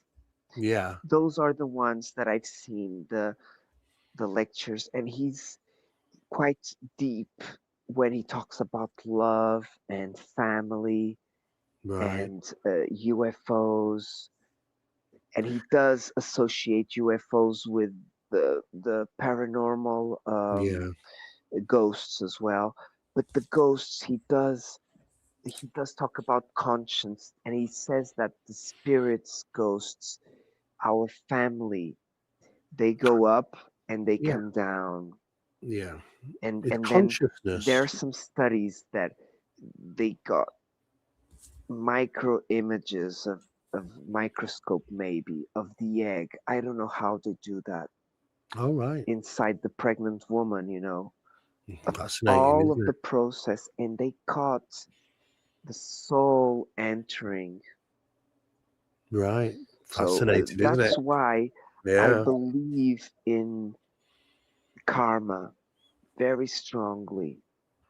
Yeah, yeah. I've had family problems of people passing away, Well, yes, and I you are do aware. believe in karma, and that family generational angry problems do pass to the children because they create traumas, Yeah, lifelong things like trauma. that do happen. You know what I What mean? So I what believe in karma I do strongly. believe there's definitely, yeah, there's we have to understand ourselves We're first. doing some questions now, if you want, Steve. I But have a you question for keep you, talking actually. about, of course. So I'll answer before we do the Super Dave's Okay, question. I looked at your the recent video that you put up on your channel concerning Virginia. Yes, I believe that's probably come from the documentary, the three-part documentary that was out in Brazil, I assume. earlier. This This is has not been Ronnie's. Yeah, a many year problem since the beginning, but it's been hidden from yeah, ufologists. A yeah. few. I'm Yeah, aware. I'm aware of this. Um, that's what I suspect yeah. with Well, my gift. there is another one coming out on the 20th of January in Brazil, done by Ronnie Vinay, and he's a researcher, Yes, I and know. he's going to be obviously providing details pertaining what he I believes. love him. I love Yeah, him. he's done some very good research in regarding the ritualistic practices that were taking place in Virginia by a gentleman underground, interestingly enough, as well. So he knew what he was doing. And I he pretty, follow a Fire in the Sky in yeah, Portuguese. yeah, It's a kid with João Marcelo. João Marcelo, he was on the interview yeah, with the Rodriguez. I can't remember the first name. It's a weird name. mm, The one he's he's the one that is skeptical because he feels that he was kind of yeah, pushed by the bearded one. yeah. I mean, I understand that the angle that Ronnie's taking on his documentary comes out on January the 20th is about the ritualistic practices that may have led to the incantation and incarnation Yes, of the yes. little devils, little I, beings, I I knew he was talking about that, but I never knew why he was talking about the rituals. So because he found the details and he actually met the guy, and he was running ritual practices in a location. This guy had a lot of money, and he actually literally built, helped support Virginia. He was quite wealthy, and he yes, donated money to churches and things. But he was also involved in this sort of thing, yes. and Doctor, hospitals, yeah, all sorts of things. But military, people reported that firemen. the phenomena came from the ground. People reported that the phenomena came up from the ground, not flying from the sky. You know, now this was, and I know about doing these type of ritualistic practice, how manifestation works, and it can happen. You can have the intent and practice to do so, and That's what the little girl said. It yeah. was a devil, and nobody wanted to follow that Mm. path at No, the they time. didn't.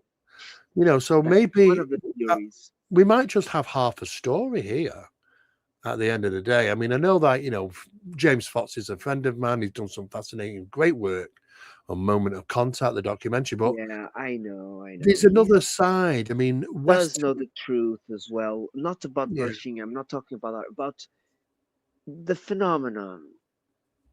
He knows the truth. yeah. I mean, there Good. is I two like him. actors, these two stories running side by side, and I I've think, watched him. Yeah. yeah, for the Western world comes in, Yes. they're going to provide something in Western type style, for the Hollywood. Western side of the world in this way. And this is Moment of Contact, the documentary that James Fox has done. However, from the other side is maybe some aspects which are very, very interesting. I mean, I've been told about altars. I've been told about ritualistic worship. It's even carrying out in the Brazilian rainforest and the jungles out there. And some Yes. crazy things are manifested. Peru. Crazy Remember the things. indigenous Peru Yeah. miners and goblins flying. But that's possible as well. But Yeah, it fascinates me. serial So killers.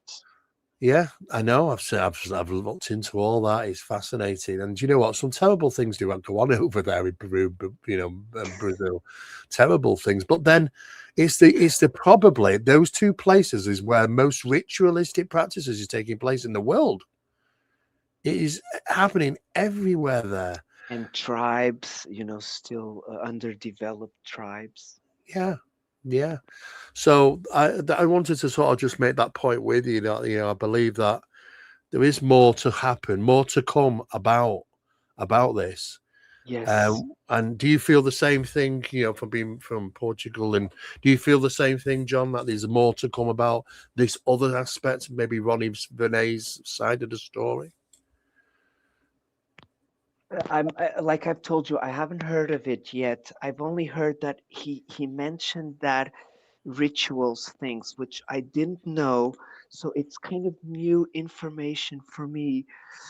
Um, I was Okay. just more going on because the one of the three main things that the debunkers are going through is the three main like I told you the three main testimonies official.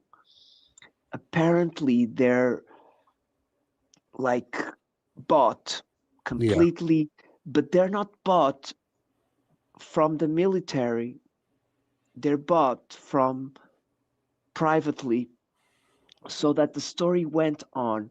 So that is what one of the theories. But like I told you, like you told me, there is many sides, and um, maybe those three sides is the rituals. They link the fakery with the non-fakery. But Yeah. I don't know. I cannot really It's go further it's on that very because intriguing. I'm not Yeah. that Well, investigator. yeah, yeah. I mean, we'll have to wait and see. But I do We think are there's more to come. investigators for the truth, but Yeah. look, I'm not gonna be. I'm not one of those guys that are gonna is gonna kill myself for Yeah. other people earning too much money or whatever. No, no, I understand. All right, so I just wanted your view and your opinion on that because I do believe there's more Like to come on this. it has my. Am I looking at Virginia from now on, and do I hate Vitor? Maybe. Yeah, maybe. Yeah. All right, so let's get to some questions then, But John. Is it? does hate mean I want to destroy him? No, of course No, not. I don't I care. think there's room for He either wrote the side. book, whatever. Yeah, But I do know that he's trying to get ufology further. But is he gonna be a little bit uh, uh, uh, inked? mm, Like yeah. It's hard to dirty for know. me a little bit.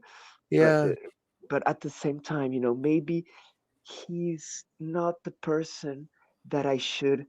If I'm the guy that wants the causer, maybe he's not the causer. Maybe who's above him it's very true. Very true. Yeah. or above the guy Mm. above him, because these people, they're not going to show themselves. These are very influential people, and I don't want to get involved in them. I just want to. I want to meet people like you, and Ronnie, but maybe Vitor is too big for me already. Fair enough. Okay. What do you think Yeah. about this question? Yeah. Is it about CERN opening portals? Well, I am aware that they are doing work in this sort of field, and I And believe, environmental yeah, what I've been told, radar? is that CERN are looking into opening dimensions and looking into those areas, and apparently, I've opened into the 18 dimensions. I've been told so far. Wow. Yeah, so I do think they are involved in that. Absolutely. Yeah, dimensions, different dimensions. Yeah. What is consciousness? Well, that's a good question, yeah, because it's the ultimate question. What is consciousness? Well, it seems to survive death, because we take our consciousness with us. This is why I guess so many people, when they pass over and they're in communications with investigators, that they remember who they are. They have personality. They remember their lives and stuff. So I guess consciousness is an essence of it's a never-ending memory.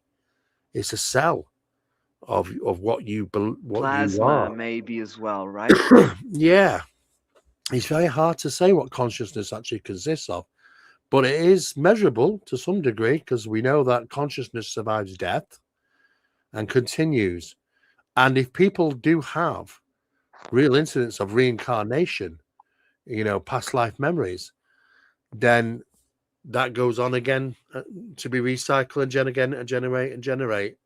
So could be something like Do you that. like the theory of that we are here to experiment, try different things on when we reincarnate and things like that, like being rich, being poor, being a king, being president, whatever, No. all over the years, all I over think the I ages. think I think it'd be too long for everybody. You've got to consider that there's well about 8 billion people on this planet now. In another 3 or 4 years there'll be 10 billion. You So there know, must be a generating yeah. I don't think there's just enough. organism of souls, or Yeah, I mean to come if that back again theory and is again and correct, because again, to live it's different hard, lifestyles. I mean, far-fetched. how does 8 billion people do that? And is there 8 billion people that they'd want to be? And I think I think it's a nice thought, but I don't know if that would be the case. It's because, yeah, if you think about it, there's a lot of cases you've heard of that, about of kids who remember Oh yeah, they've been in things. the Second World War. They remember Morse code and all sorts of things. Yeah, there's good evidence of reincarnation. Absolutely, there really is. Yeah. Maybe that But we it all could have that. be seancing as well. It could be something sending messages to Yeah, us, because you know that the fluoride situation, do you believe in it? yeah, do to some degree. Yeah, That absolutely. calcifies your pineal gland, and Yeah, pineal well, gland is I do very believe used that. in imagination and Yeah, things like that. because I think that I think there's certain people in higher places that don't want us to be switched on and evolve as much as they would like us to be. Pineal gland is a very spiritual device. Maybe they don't want us to be spiritual as much as we used to be. Beautiful. Okay, so we're reaching 2 hours. Is there any other question? Because I want Steve, is there anything else as well if you want to do some final comments? And Yeah, I final want you to comments. show your, Yeah, maybe if you want to talk about your books, or yeah, sure. I anything, can do documentaries, anything. absolutely. Yeah. Well, people can obtain my books. I have a number of books out. But I've got two on Amazon at this moment in time, which is The House of Fire and Whispers and The Rochdale Poltergeist. The Rochdale Poltergeist was a poltergeist case I investigated in the UK back in 1995 and 96, where water formings were flowing across the ceiling and raining in the house and things like that. It was crazy. So it really was crazy. Yeah. First time I'd ever experienced that. And I also got punched in the back whilst I was there. It wasn't a pleasant experience. But that's the Rochdale Poltergeist, which is on Amazon. And also the House of Fire and Whispers is an investigation I did in Seattle, in Canada. And it was a very poltergeist haunting type case. It was very, very interesting. We was huge amounts of data that we came back with. You can find them on Amazon, or you can just put my name in, Steve Mera, into Amazon. It will bring those details up. My own YouTube channel, where I have my own videos in regarding the work that I'm doing and the evidence That's that in was the captured. description. That's in the description. Steve Mera It's your official. official, right? Steve Yeah, Mera official. that's the one.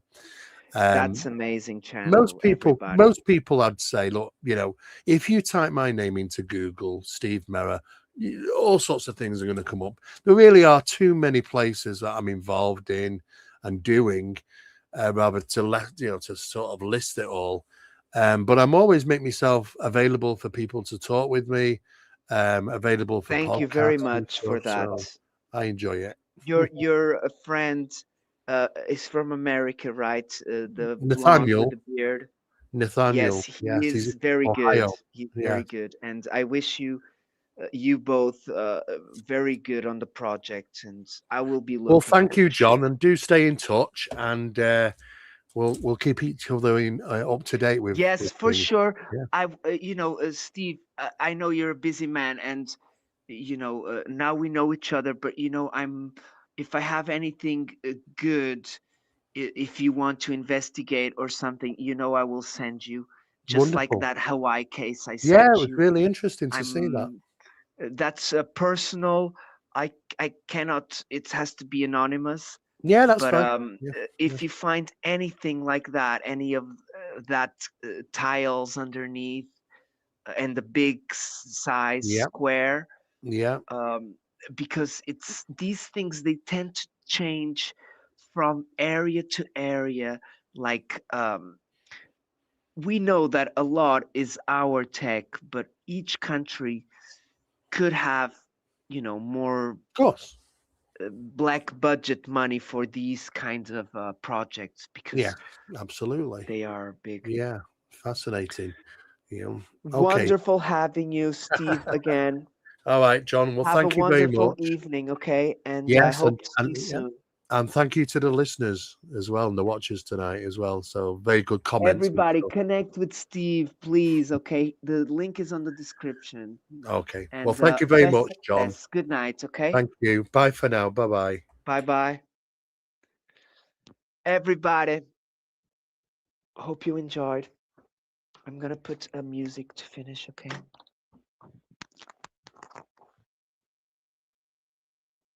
And thank you very much, everybody, and the mods and Gigi. Gigi, we're gonna go live now. Gigi show if you want to stop by. BN, thank you very much. John P loves you guys so much. Zealands, I'm gonna give you wrenches, okay? After the show, okay, my friends. Um, so I'm gonna just put a John P music to finish. I hope you enjoyed, guys. This is probably the most, I would say, it's not the best, but it's my guest is one of the most, maybe the most that I've interviewed, knowledgeable on the subject. And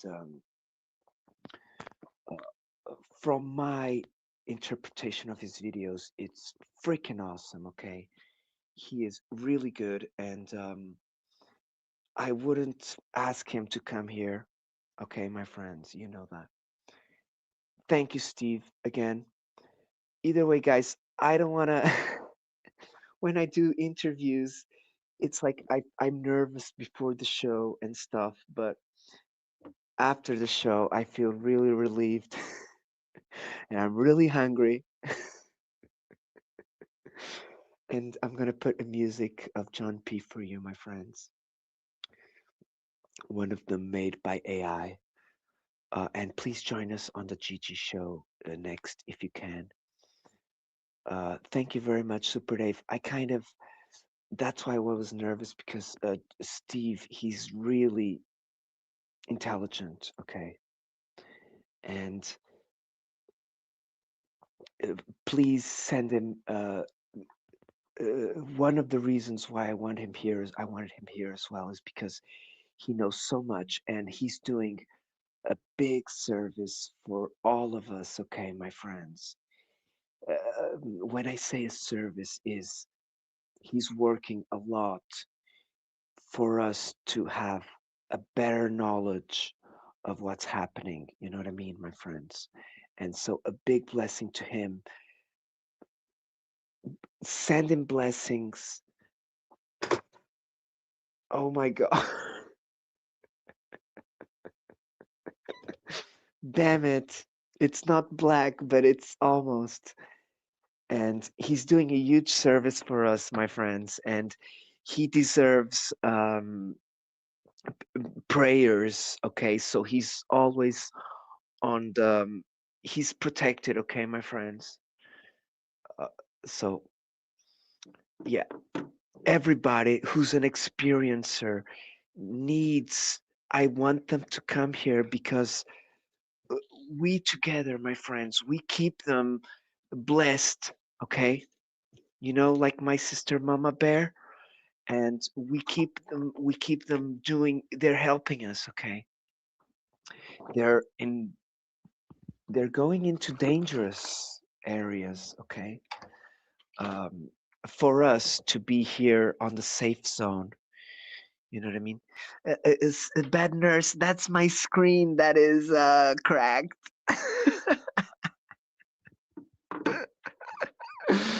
I trust me, it is. But yeah, thank you. The light is a yellow light. I do love it. You're awesome. John P loves it, my sister. Okay, I'll put two musics. I'll put one for my brother. You.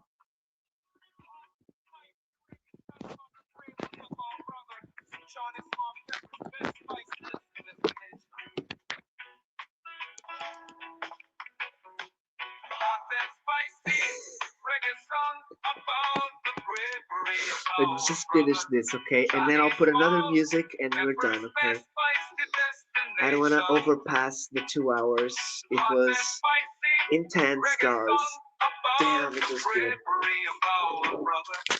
Thank you, Gigi, my moderators, Carlos, Super Dave, Bad Nurse, Freezy. You guys are awesome.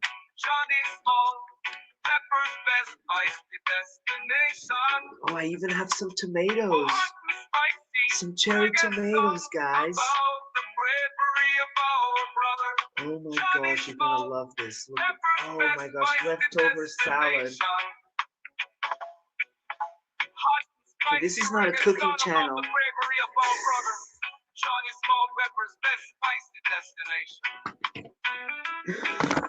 This is not a cooking channel, okay, my friends.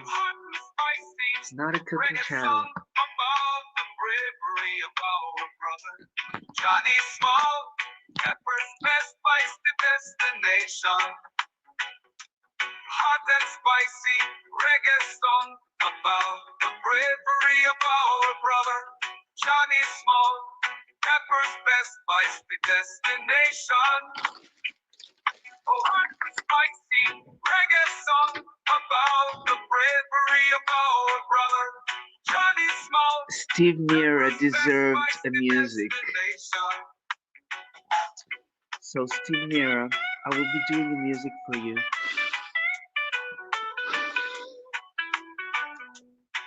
But because our interview was so interesting and so complete, it's gonna have the NHI word there, okay?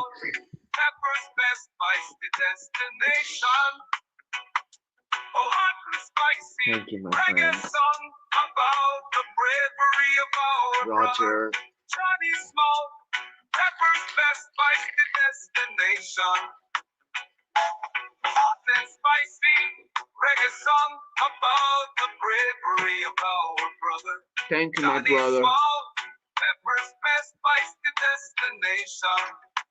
Tracy, it was one of the best ones I've done. Join us at the Gigi's show. Now, he's on very soon. He just started. Zealands, thank you. I'll give you a wrench. I promise. Promise. Moms, I'm gonna give you a wrench as well, my brother. Stevie B's sister. Feisty destination.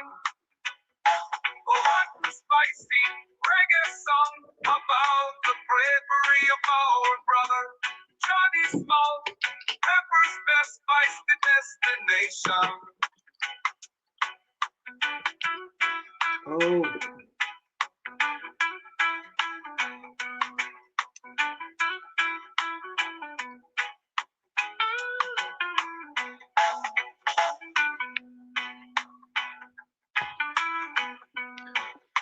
One more. Zilance, you can join us if you want at the GG show. He's on just now. Last music, my friends. And it's gonna be a John P music, okay? You know, I love this one here. Where are you? John P Adventures. He's on a mission. Interviewing adventurers in the lounge.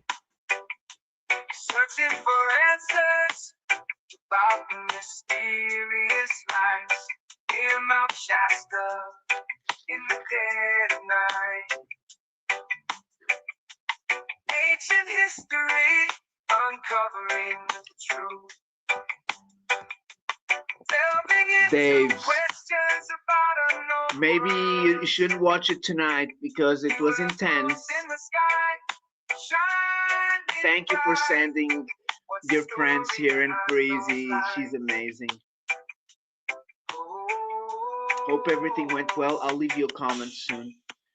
I'm gonna finish this music and my sandwich, and I'm gonna jump on Gigi's chat and relax a little bit.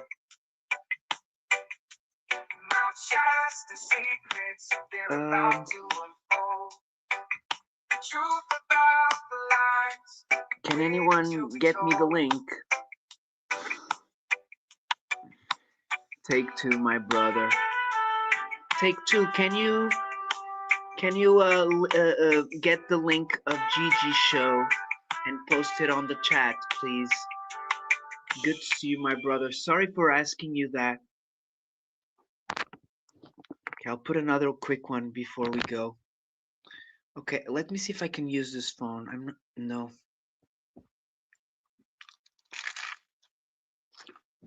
Thank you. I'll put another music.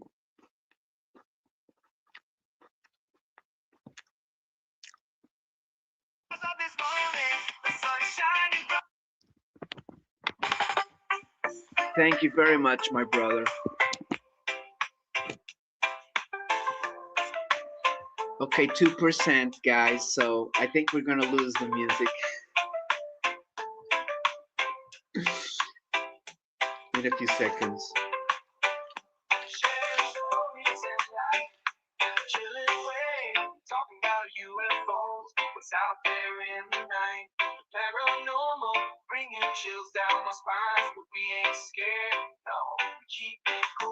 If you write it on YouTube, you write the GG show,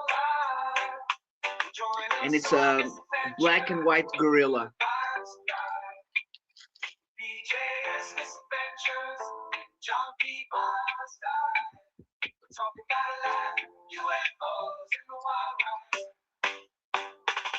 Thank you very much, my brother.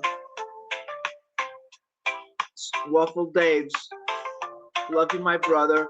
Zilance, connect with my brother Waffle Daves if you can. I cannot give you a ranch right now. Dave's, you just write on YouTube, Dave's Waffle House.